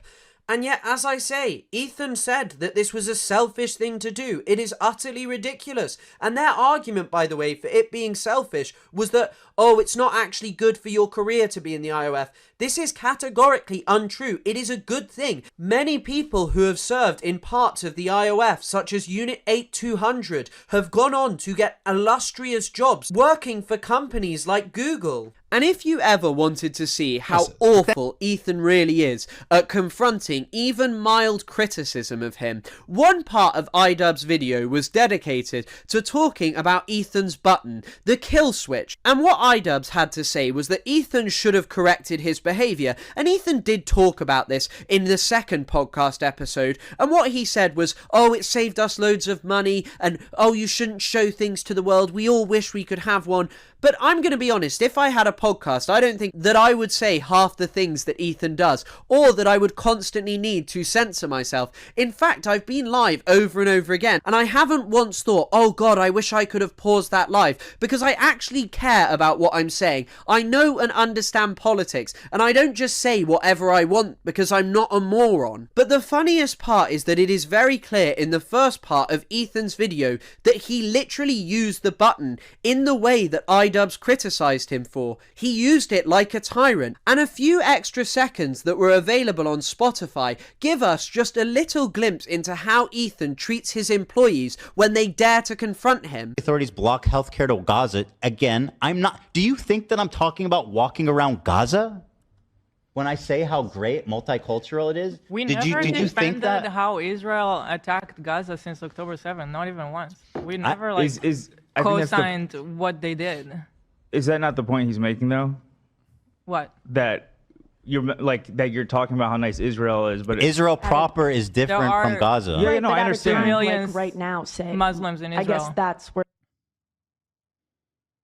As you can see, AB for raising a reasonable criticism and highlighting what iDubbbz was actually trying to say about Ethan was shouted down by both Ethan and Healer, and then Ethan proceeded to hold down the button for 45 seconds, which by the way is triple the length of what it normally does, no doubt to chastise AB as he previously did at another point, and after this point AB didn't appear in the podcast, and Olivia, who also spoke up, didn't say anything else. In fact, AB seemingly didn't even return for the second podcast episode. Perhaps he was expelled by Ethan for daring to criticize him over his terrible views. And I don't think you could ever ask for a better example of why Ethan will never watch a video by someone like me, because all of my criticism is well researched. Ethan has absolutely no response to it, because he is someone who doesn't actually know anything about Israel, Palestine, or politics. This is just a guy who speaks from having lived in Israel for a bit, whose wife literally served the Israeli occupation, which he claims he opposes. Ethan acts as if people target him on the basis of anti-Semitism, but Ethan, it is not because of anti-Semitism, it is because you are unwilling to confront that you have ever done anything wrong. I mean, he tries to dismiss the Yoav Gallant thing here. Gallant wanted to end the war. In the headlines at the time, he was in the headlines for opposing Netanyahu and wanting to end the war. That's what he was in the headlines for, and that's what we're referring to. We misspoke. It didn't sound good. We immediately corrected ourselves. You know, that's how mature people do. That's how you're supposed to handle yourself, isn't it? Like, what more do you want me to do? I have no problem apologizing and admitting and whatever is needed when things happen. Him and Hila give an explanation that, oh, we apologize for it and it's okay, even though Ethan did actually take to his story to defend what Hila had actually said on the podcast. And she also tried to claim that the clip of her saying "I mean" in response to hearing Rudy Giuliani talk about Palestinians being trained to kill Americans from a very young age was somehow not true. And let's here be as charitable as possible to Ethan and Hila and say, yeah, you know what, these two were just mistakes and that's okay, you definitely didn't mean them, and they definitely aren't isn't even the half of what you two have said. As I highlighted in my previous video, Ethan has said over and over again that he is proud of what his wife did in the IOF. He says, oh, take the context out, I'm proud of it. She literally served the occupation. He said that Hamas uses and hides in hospitals and that isn't even up for debate, even though that claim is totally untrue and inaccurate and is literally facilitating Israel's genocide right now. I mean, Israel just bombed the Al Ahli Baptist Hospital. They just blew up the Turkish Cancer Hospital. They are expelling people from hospitals under this faux idea that they are Hamas bases. And this is a key facet of Israel's genocide. The destruction of healthcare infrastructure within Gaza so people cannot live there. And you, Ethan Klein, defended it. And rather than avow that, you claim that people just go on. Do you see this? Counter-terror police assessing kneecap concert video. The Metropolitan Police said it was made aware of the video, which has been referred to Counterterrorism Internet Referral Unit for assessment. Counter-terror police are assessing a video reported to be from a concert by Irish language rappers Kneecap. Social media clip of the hip-hop trio appeared on stage to show one member of the group shout up Hamas, up Hezbollah. The footage was posted online by Danny Morris from the Jewish security charity, the Community Security Trust. He said it's from a gig last November at London's Kentish Town Forum. A Metropolitan Police spokesperson said, we've been made aware of the video and has been referred to the Counterterrorism Internet Referral Unit for assessment and to determine whether any police investigation may be required. Hamas and Hezbollah are both prescribed as terrorist groups in the UK under Section 12 of the Terrorism Act of 2000. It is an offense to express an opinion or belief that is supportive of the prescribed organization. Sky News has contacted Kneecap's management for comment. It comes after TV personality Sharon Osbourne called for Kneecap's U.S. work visas to be revoked after accusing them of making aggressive political statements, including projections of anti-Israel messages and hate speech at Coachella Music and Arts Festival. The head rabbi in England is crying to the PM to prescribe Kneecap as a terrorist group. Oh my God, that's fucking hilarious. Oh my God, are you fucking joking? There's no way. No, this is just, I don't know if this is real or not. Been told that the chief rabbi was on the phone to the prime minister last night demanding the Home Office prescribe rap group Kneecap and their supporters. PM was said to be reluctant to prescribe a rap group, but he would be keeping his eye on them. No, we don't know if this is real or not. No. That's crazy. Speaking of Rolling Stone, Kneecap member Mochara said in response, her rant has so many holes in it that it hardly warrants a reply, but she should listen to War Pigs that was written by Black Sabbath, led by Ozzy Osbourne, her husband. He also told the outlet, we believe we have an obligation to use our platform. We can raise the issue of Palestine, and it was important for us to speak out at Coachella as the U.S. is the main funder and supplier of weapons to Israel as they commit genocide in Gaza. My fucking goats, dude. In November last year, Kneecap won a discrimination case against the UK government after former business secretary Kemi Badenoch refused them funding. Mohara is how you pronounce it. Mochara. Dude, this is okay. Listen to me. A lot of this stuff is, once again, the final act of desperation. Okay? This is the final act of desperation. The more desperate these fucking people get, the more desperate Israel supporters get, the harder they'll try to go after people who are outspoken. But this means that you cannot back down. Yeah, like a cornered animal lashing out. Exactly. Bro, when a shit like this ever not backfired, literally every artist who gets this kind of publicity ends up getting bigger and bigger. This was the entire story of the 1980s and 1990s. Look up NWA. Yeah. The more they do this, the more you have to push. Because notice how the administration had a firm commitment to its deportation regime until they accidentally admitted in court that one of the guys that they had actually sent to El Salvador was falsely sent to El Salvador. They admitted a mistake. That was enough for Democrats to develop the courage to go out and take a strong stance against this action. And slowly but surely in that process, there was more media coverage surrounding this issue, and people started realizing how fucking inhumane this stuff is.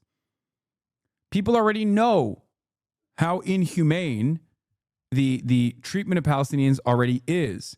They're already aware of it.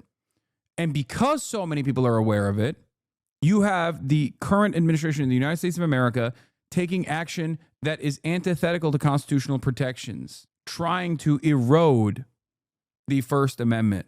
I need you to understand that while you feel scared when you see stuff like this, authorities executing search warrants at locations in Ypsilanti, Ann Arbor, and Canton, briefly detaining several people, according to the Office of Michigan Attorney General Dana Nessel, executing search warrants in collaboration with the state police and FBI against pro-Palestinian student activists.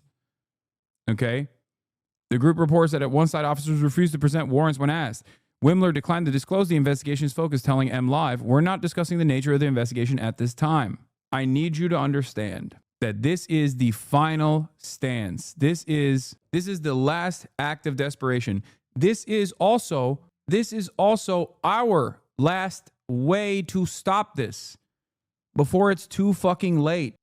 This is not our moment of weakness. This is a moment where we have great strength. If we did not have great strength, armed with the truth, equipped with the knowledge of what Israel is doing, is being unconscionable. If we did not have strength here, the government wouldn't try to actively come after people that say the truth. They would just let it wither away, but they know they can't let it wither away. So they're taking this final act of desperation to try and forcibly stop people from saying the truth. That's it. So when pressure mounts like this, why waste so much energy on Ethan if it's so dire? I'm going to fucking laser you into a goddamn spaceship. I'm going to fucking put you in a spaceship on a one-way ticket to the fucking moon, dude. This is not about Ethan. It never was about Ethan. This is about Hasbara, okay? Are you so stupid? Ethan makes it about Ethan. He is narcissistic, self-centered. I'm not even talking about Ethan in this moment. And you go, why aren't you talking about Ethan then? The Ann Arbor Police Department added that the investigation concerns reported crimes committed to the city of Ann Arbor as well as other jurisdictions, according to department spokesperson Chris Page. Rumor also told MLive that ICE is not involved and all subjects are believed to be U.S. citizens. Video also shared on Instagram by Students Alive for Freedom and Equality, an SJW, Students for Justice for Palestine chapter in Ann Arbor, Michigan, purpose to show the raid at a house of a pro-Palestine University of Michigan activist. This is what they did. No search warrant was provided. Lower your hands out. Hands up. I'm a Pepega, but I don't see how pro-Palestinian protesters getting raided by the FBI means we're winning. The reason why they're taking such strong enforcement action to silence the truth is because it has reached a level where the average American citizen is not of two minds on this. This is an act of desperation from the federal government. That is my point. There were people like me, myself included, that have been saying these things for the past 10 fucking years. There was never this level of public persecution and even prosecution because they could nip that shit in the bud before it actually breached containment. This is the panicked last bastion effort of an administration that recognizes that this ideological battle has been lost. And what they fail to comprehend is that this kind of violence, this kind of state violence will inevitably create more resistance. That's it. So in this moment, instead of feeling fear of government prosecution, we should be confident in our voice, okay? We should double down. This is the moment to double down because I fear that if this admin gets its wishes and actively silences those who speak out against Israel's atrocities, then it's over. This isn't just about Israel. Although it is at the heart of the story, it's not just about Israel at all. This is about opening the door to a fully fascist government that is already attempting to change the legal confines in which they operate by undermining the First Amendment, by undermining due process. Yesterday, it was students on student visas and those with green cards. Today, it's American citizens. So when you fight this battle, remember, it's not just for those who are being slain in Gaza. You're fighting this battle for everyone in America, perhaps maybe all around the world. That's how much power the American government has.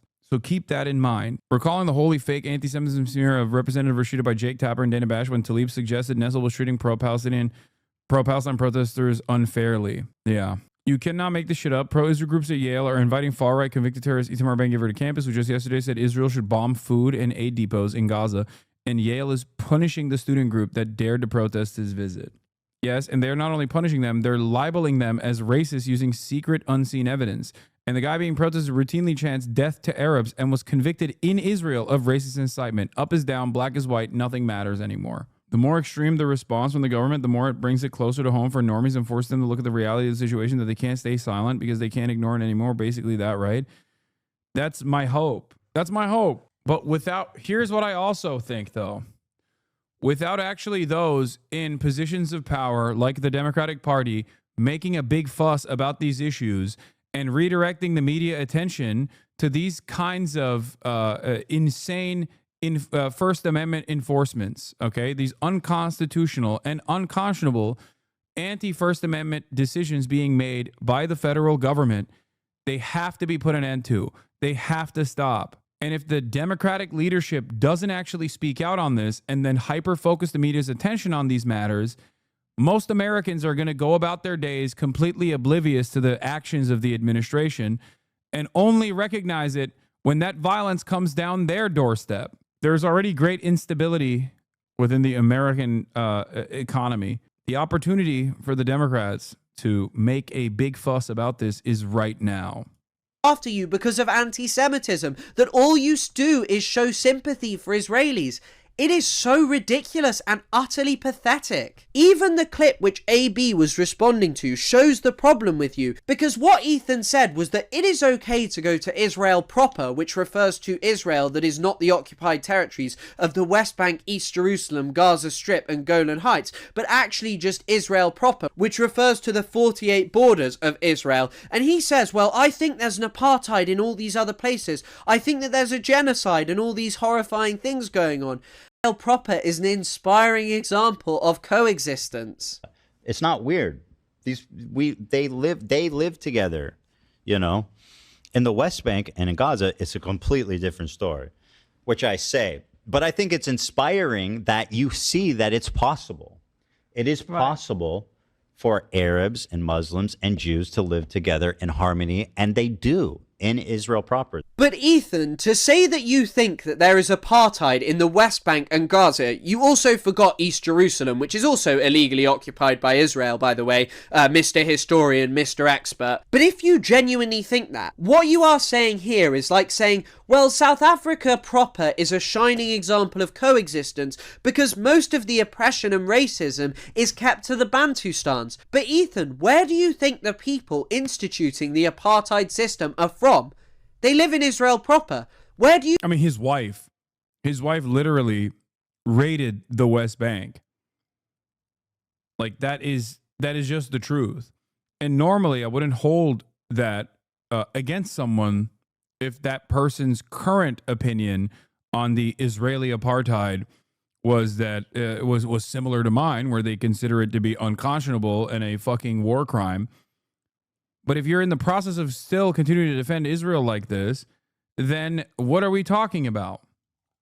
You think the government who decrees, yeah, we're going to do these things in the Gaza Strip and East Jerusalem is from Israel proper? They themselves literally believe that the West Bank is part of Israel. It's why they call it Judea and Samaria. It's a religiously motivated, fanatical dream that they deserve all of historical Palestine. And they are administering apartheid there. So for all intents and purposes, this is part of Israel proper. You can't just dismiss it and say, well, I like it there. It is, as I say, like saying you liked South Africa whilst it was an apartheid state because they did most of the bad things on the Bantustans. Every single year, there is a Death to Arabs march in Jerusalem, Tens of thousands of Israelis, including government officials by the way, congregate in the streets to march through the Arab section, chanting death to Arabs, may your village burn, smashing up Palestinian shops and attacking Palestinian shop owners. And that to you is a shining example of coexistence where you want to take your kids. I am sorry, Ethan. The vast majority of Israelis support the genocide in the Gaza Strip. The vast majority of Israelis support Israel's plan to expel 2 million Palestinians. You cannot reconcile and pretend, yeah, all the bad things just happen in the West Bank and Gaza Strip. No, Ethan, this is what Israel proper looks like. Again, and this is what I'm saying. They're acting like Israel proper, which there's 2 million Palestinians living there in Israel with full rights. People just lie about the conditions there. They say that like Israel or Palestinians are second-class citizens in Israel, and or that like there's Jim Crow. You go to universities. There are so many Muslim students, hospitals, Muslim doctors. It's like it's not what people portray judges, as governments. They are in the government. But even then, this claim by Ethan and Healer that Israel proper is not some kind of apartheid state because, you know, they lived beside Arabs, there are Arabs in the government, is so funny. And I really just want to talk about this Arabs in the government thing. Because this is something Zionists always do. They always go, well, there's Arabs in the government. But they never actually know what these Arabs in government are saying, because in 2018 Israel passed the nation state law, and this is one of the reasons that you could never call Israel a shining example of coexistence, an inspiring example of coexistence as Ethan puts it, because this law said that settlement of Palestinian land was a national value, that only Jewish people were allowed to exercise self-determination, and also relegated Arabic to a language of special status but no longer an official language. And the reason that I bring up Arab members of the Israeli Knesset is because Ayman Odeh, the leader of the Arab opposition party, literally referred to this as a law which relegates Palestinians to being second-class citizens. So how dare you sit there and use this as some kind of example of, yeah, actually there's brilliant coexistence because they have politicians, when these people are literally criticizing it as a Jewish supremacist nation. You are so ridiculous. And this is what I mean when you can't avow that you've ever done anything wrong, that you have to sit there and pretend that it's, you know, minimal things, that it's only a couple of things. No, Ethan, of spreading Israeli talking points to justify Israel's crimes against the Palestinian people. And on this topic of Jim Crow policies in Israel, here's a former American politician, Dov Zakheim, talking about how Israel's finance minister Bezalel Smotrich in 2023 tried to implement laws which he did successfully that were very similar to Jim Crow era, that targeted Palestinians, cut funding for their neighborhoods, which are already underfunded in Israel, by the way. And yet you just sit here and act as if it's only mega lefties that say this. Again, this guy worked for the US government. And then there are so many other laws within Israel proper that clearly just discriminate against Palestinians on the basis of their race. For example, there are family unification laws which are only applied to Palestinians. So if a Palestinian who lives in Israel proper marries a Palestinian who lives in the Gaza Strip or West Bank, Israel literally has a law since 2003 which has banned over and over again those families from reuniting inside Israel proper, and often inside even the occupied territories. And the reason Israel does this is so they can expel Palestinians without having to do it, because if you really want to be with your partner, what are you going to do? You'll leave the country and Israel will never allow you to come back. And then you also have the very different ways in which Palestinians are surveilled in comparison to Israelis. Because when it comes to Palestinians, they can get arrested for social media posts showing solidarity with the people of Gaza. They could be arrested for, you know, supporting Hamas. They could be thrown in jail for years, tortured, without trial, and so many other things. But when it comes to Israelis, well, you can appear on television and violate the UN Convention on Genocide Prevention, calling for all Palestinians to be wiped out, calling for them to be expelled, and that's just fine. You know, you won't be arrested as you should be under the UN Convention. No, you might be given a new job, you might be promoted. Maybe Netanyahu will let you go carry out the genocide. And so do you not see that Palestinians cannot express dissent, whereas Israelis can? They're affected by different laws. And yet you still sit there and call it a shining example of coexistence. Ethan, just because you lived there and lived alongside Palestinians, that did not mean that they lived equally. They cannot express full solidarity with the suffering Palestinians in the West Bank, Gaza Strip, East Jerusalem, or any of these places, whereas Israelis can call for genocide. You are so ridiculous. As the 2018 nation-state law enshrines, these people have to say that, yeah, settlement of our land in the West Bank, well, that's just our national value, you know. We can't exercise self-determination here. That's only for the Jewish people, because it's this wonderful space of coexistence, you know.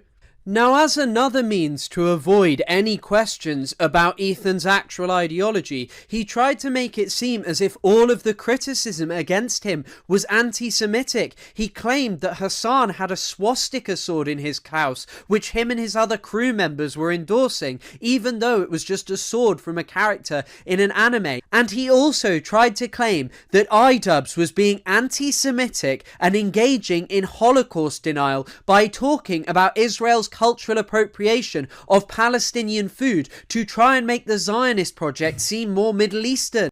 Dude, it's like, it's so stupid. It's so fucking stupid. It is so desperate.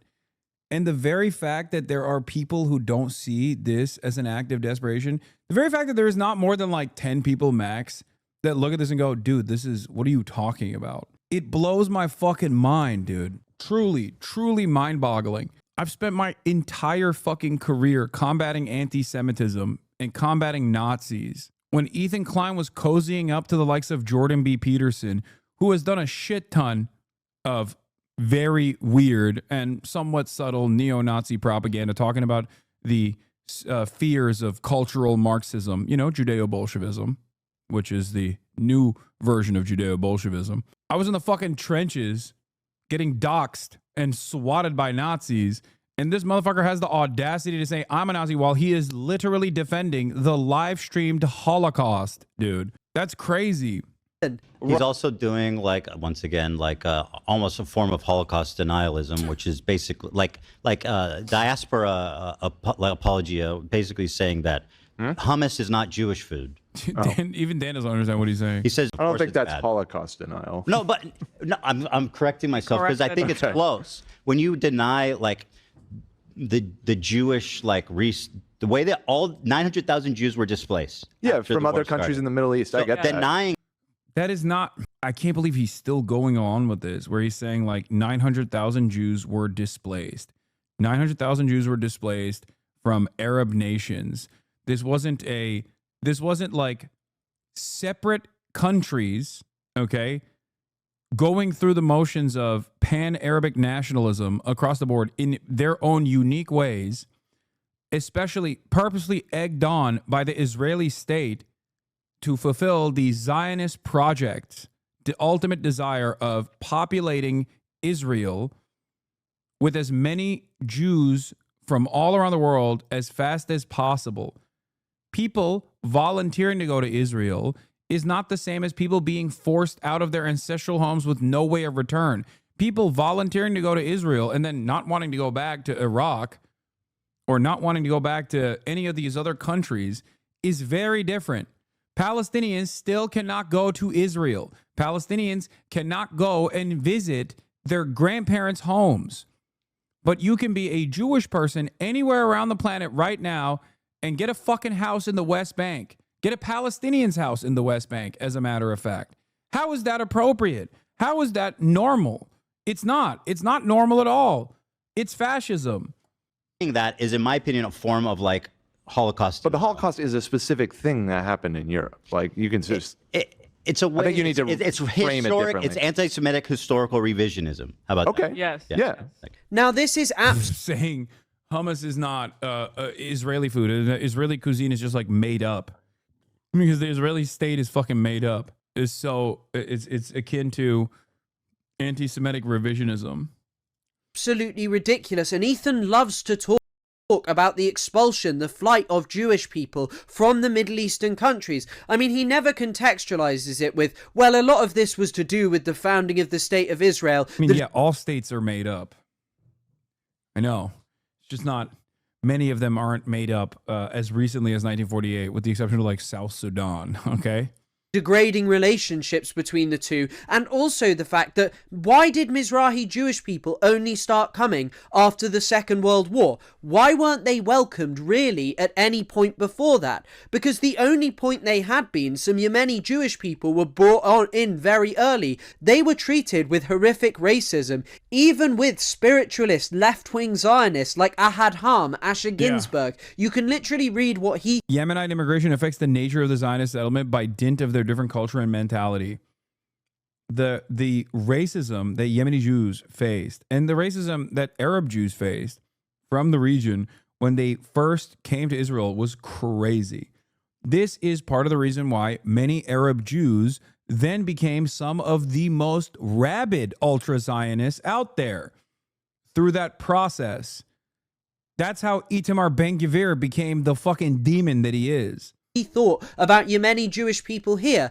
Or you could read this quote from... The Moroccan Jew took a lot from the Moroccan Arabs. The culture of Morocco, I would not like to have here. And I don't see what the contribution present Persians have to make. We do not want Israelis to become Arabs. We are in duty bound to fight against the spirit of the Levant, which corrupts individuals and societies, and preserve the authentic Jewish values as they crystallize in the evidently European diaspora. From David Ben-Gurion, Israel's first prime minister in the 1960s, when he said, "The Moroccan Jew took a lot from the Moroccan Arab. The culture of Morocco I would not like to have here, and I don't see what contribution present Persians have to make. We do not want Israelis to become Arabs. We are in duty bound to fight against the spirit of the Levant, which corrupts individuals and societies and preserve the authentic Jewish values as they crystallized in the diaspora." And this fits perfectly with what the Zionist project did. They only brought Mizrahi people over after the Holocaust because Europe was closed off to Jewish immigration. And when they welcomed them over, they treated them horribly. There are so many examples of this, like the Yemeni baby affair, where Yemeni children were stolen from Jewish parents, and then the parents were told that the children had died, even though they had not died, and they'd actually been given to Ashkenazi couples.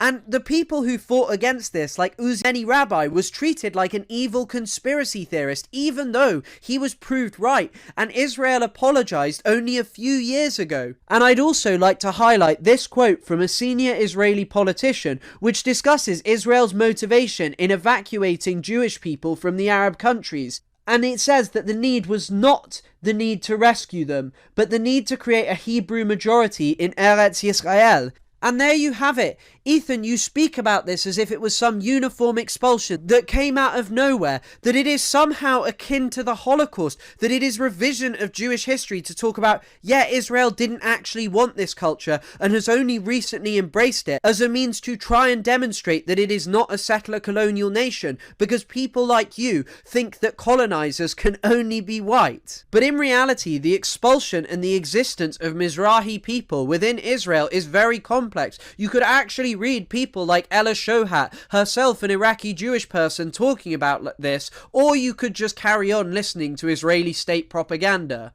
And this would be the key point, Ethan. Of course, Mizrahi Jewish people participated in Arab culture. They lived and existed within that environment for hundreds of years. But Israel appropriates their culture and uses it as a means to make themselves seem more Middle Eastern, even though it is a settler colonial project that, as its early leaders put it, was a means to extend Europe into the Middle East. It wasn't just Herzl. Max Nordau said exactly the same things. So when you sit there and go, well, it's anti-Semitic Holocaust revisionism to talk about this, it's just utterly ridiculous. And also, Ethan justified supporting Israel by claiming that 80% of Israeli Jews had nowhere else to go. I mean, what that means, I don't know. But it's important to note here that many people who actually work in the One Democratic State campaign, yes, not just saying one democratic state, people who actually are working towards this, discuss how how this future will include all Israelis and Palestinians.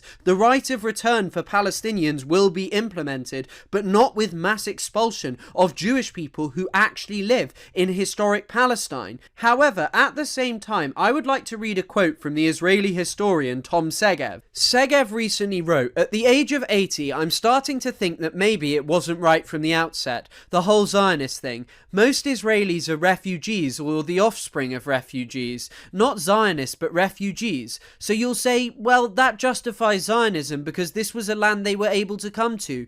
But we need to remember that the majority of the Holocaust survivors did not come to live in Israel, and that the majority of Jews in the world are not. They can, but they don't want to live in this country. So Zionism is not such a great success story. It also doesn't provide security to Jews. It's safer for Jews to live outside Israel." And Ethan, you proved this in your video. You say that you've had to cancel your trip to Israel because you don't want your children to be exposed to potentially rocket sirens or something else happening inside Israel. A peace We put or the- deal or yeah. something to go into effect.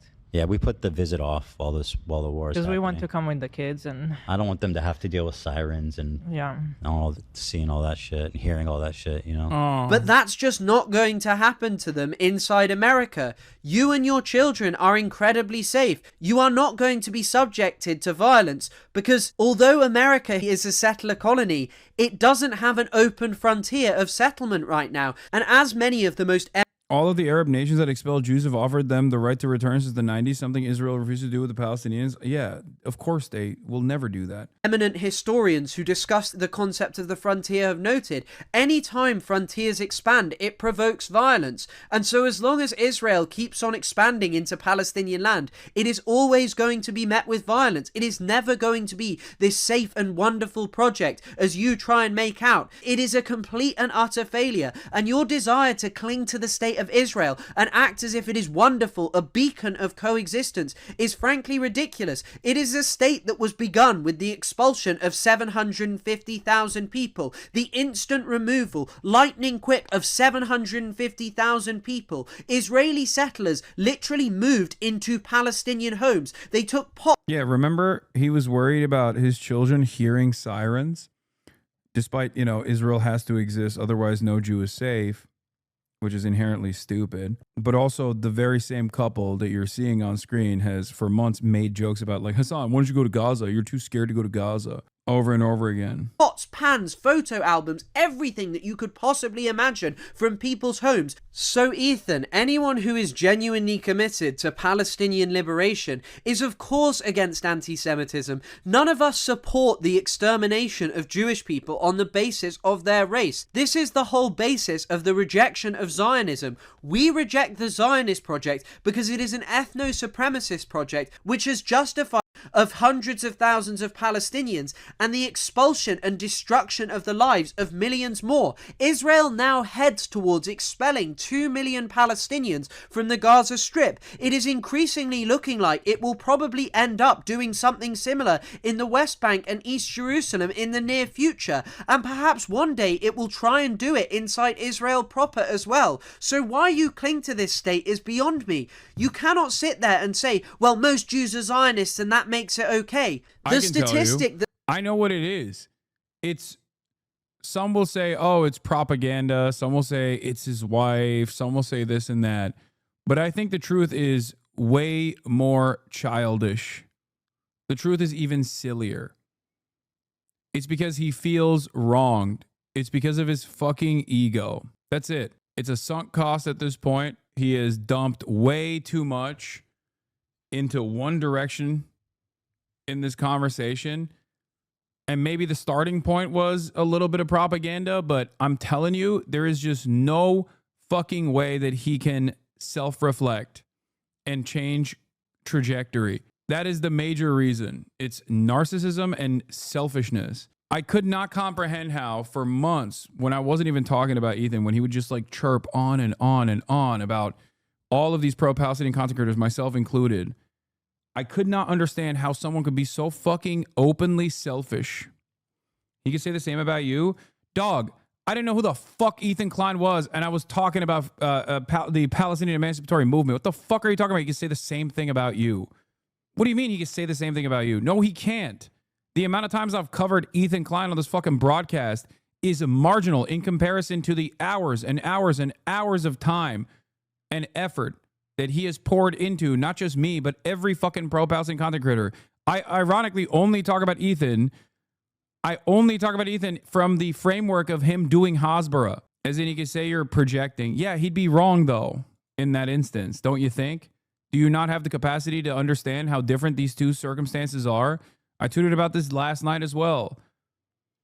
Ethan has the audacity to fucking claim that I've been attacking him from the jump when I was so goddamn charitable for fucking an entire year, not knowing that he was like making fun of Aaron Bushnell, making ridiculous statements in defense of Israel, while simultaneously hold on to the aesthetics of being pro-Palestine, using that as a shield to brainwash an audience of parasocial fans into assuming this like totally contradictory position where they're pro-Palestine, but only within the neat little confines that Ethan Klein has created, where everyone who's outspoken about Palestinian emancipation, every group that is resisting against Israel is in the wrong. Only Ethan is the one true pro-Palestinian voice.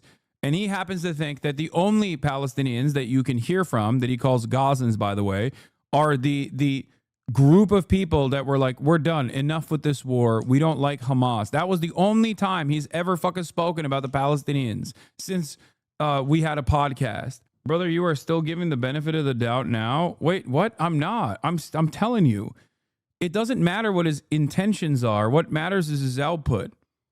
Okay?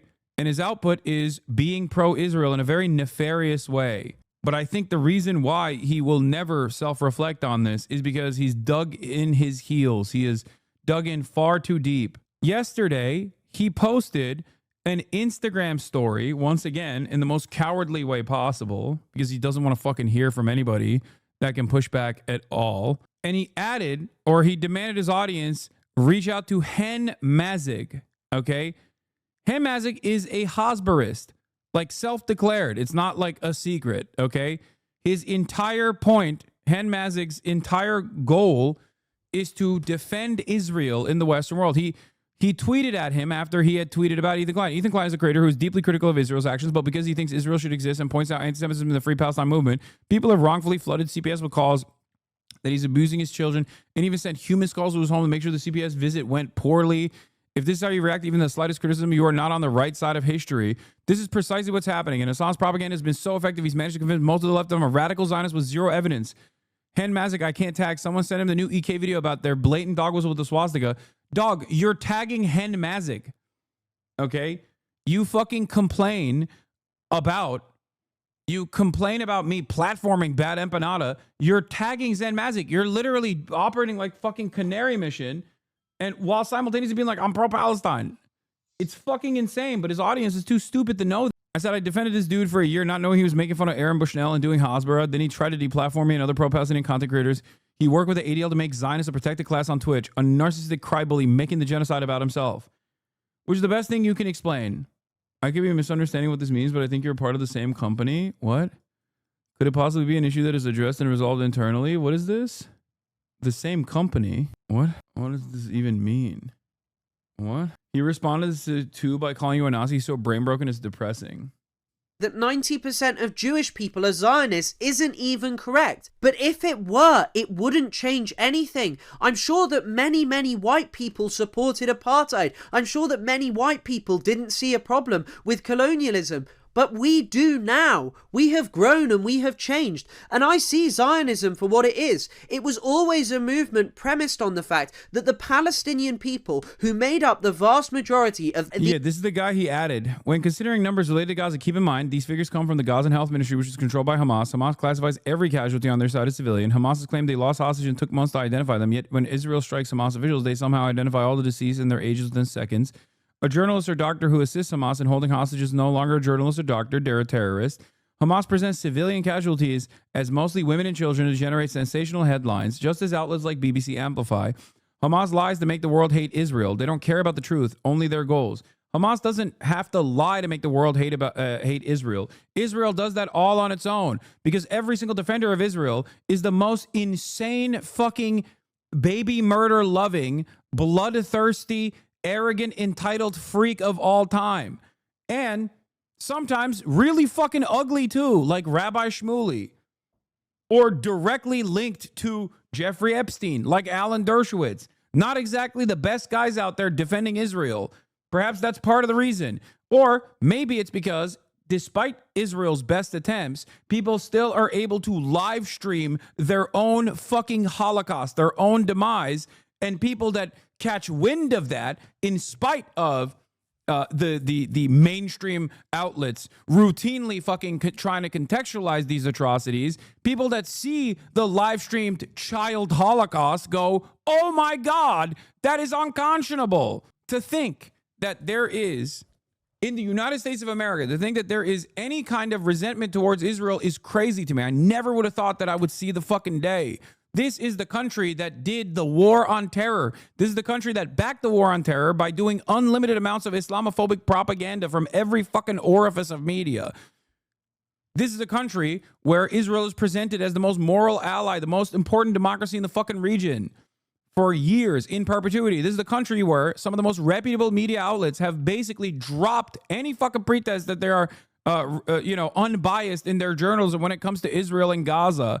And yet, in spite of all of that, 53% of Americans have an unfavorable view of Israel. That is crazy.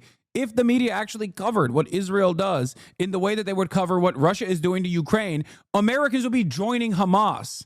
Okay? They would literally offer material support to Hamas in the way that they did to the fucking IRA. Okay? Jesus Christ. What are we talking about? And then they still go, it's the whole world hates Israel because Hamas lies and puts babies in front of our missiles. It's like, don't fucking throw missiles there then.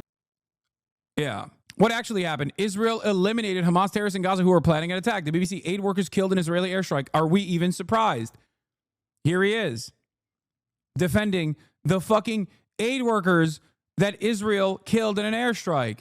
They claim Gaza is on the brink of famine, but also report booming desert shops and shawarma stands. They blame Israel for lack of aid, but also refuse to honestly report how Hamas steals the aid and resells the Gazans at exorbitant prices. Which one is it? New York Times? Like, this is the guy who is pro-Palestine. This is the guy who he's calling on. A fellow at the Tel Aviv Institute. The future of combating hate. We uplift Jews and other marginalized groups off and online through innovative social media driven strategies. Hashtag Jews Talk Justice. Literally an institution that is dedicated to doing Hasbara. This guy is such a fucking rabid ultra-Zionist. He thinks the New York Times is not sufficiently pro-Israel. Hamas's refusal to release them keeps this war going. If they truly cared about human rights, they would be demanding, they'd protest Hamas. Free Dr. Hussam Abu Safia, end the genocide. Doctors from all around the world.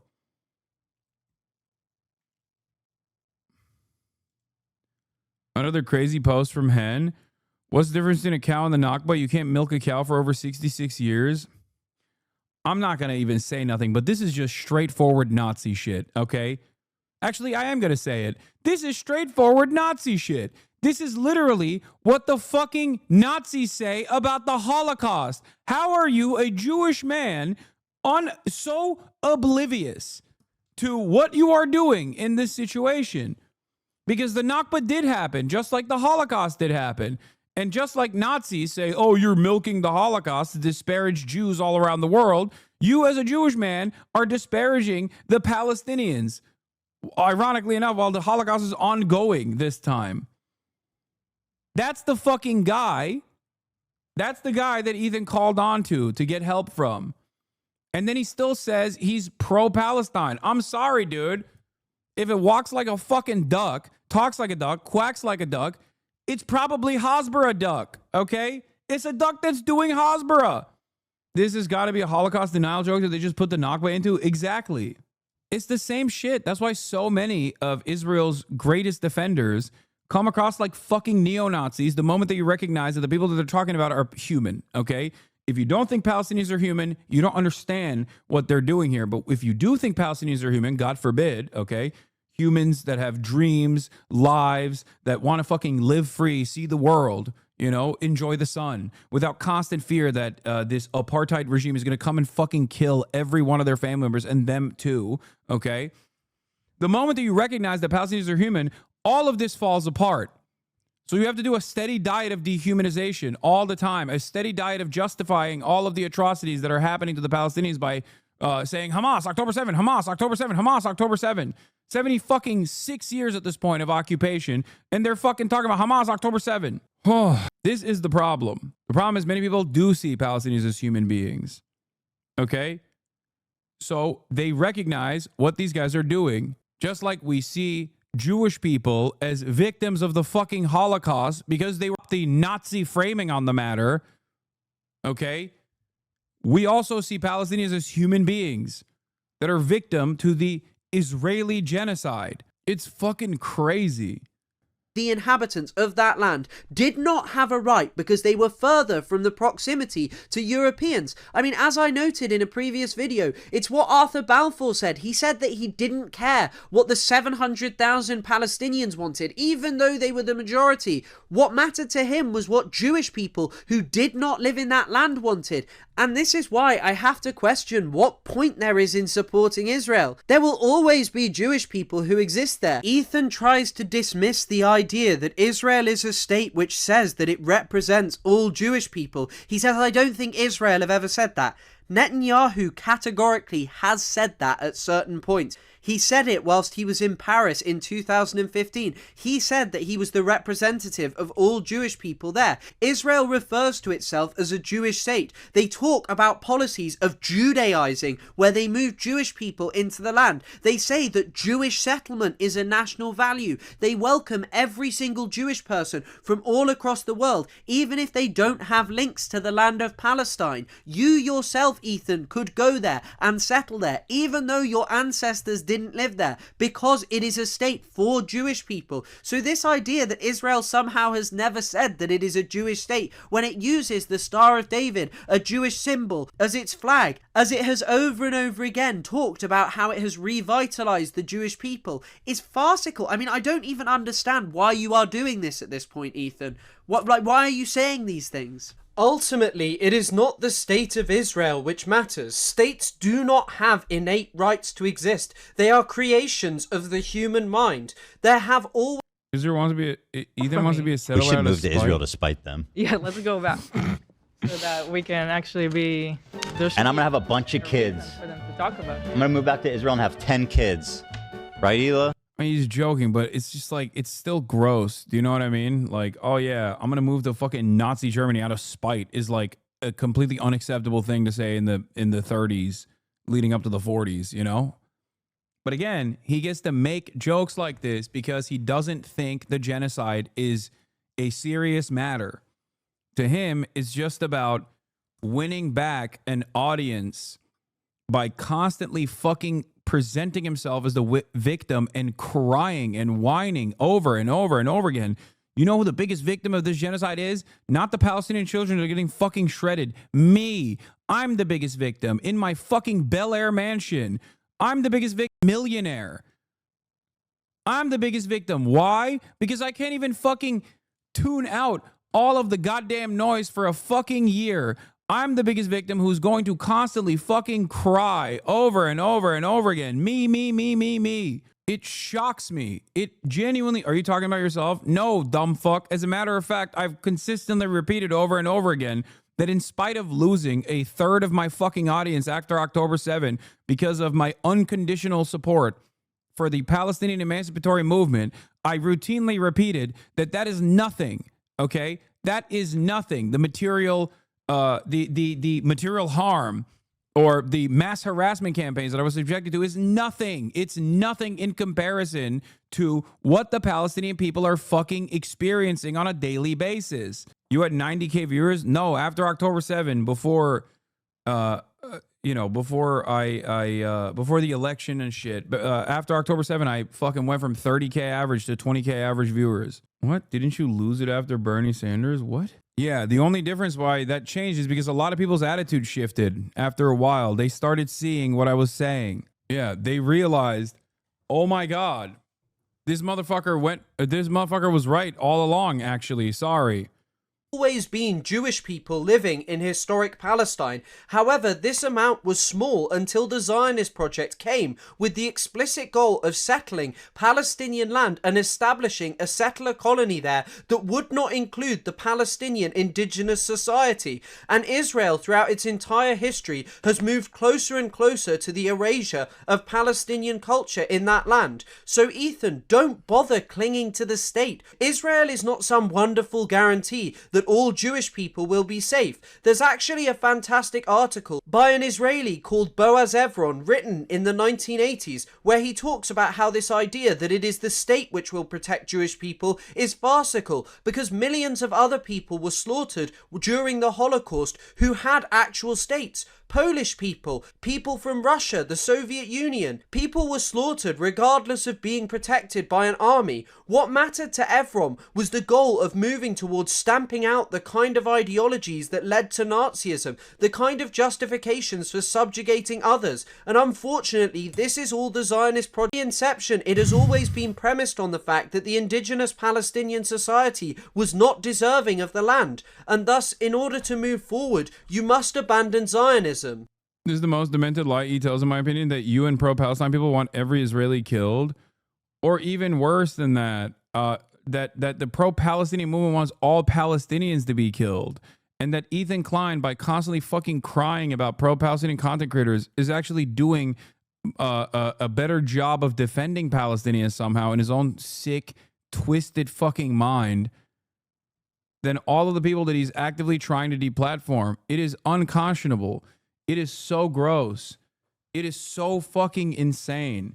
And there was a chatter in here that pointed something out that I think is important to remember. Okay? He said, Israel supporters make it seem like the pro-Palestinian movement had motion, like a lot of fucking support in the Western world. That's not the case. Only recently has that become the case, in spite of all odds, in spite of the deck being stacked against it. And it's only because of Israel's depravity. Israel's live-streamed Holocaust has made it utterly unconscionable, impossible to fucking defend. That's it. That's the only reason. If Israel did another, siege, as they have done time and time again, and killed like 2,000, 3,000 people, and then scaled back the atrocities after, this would not even be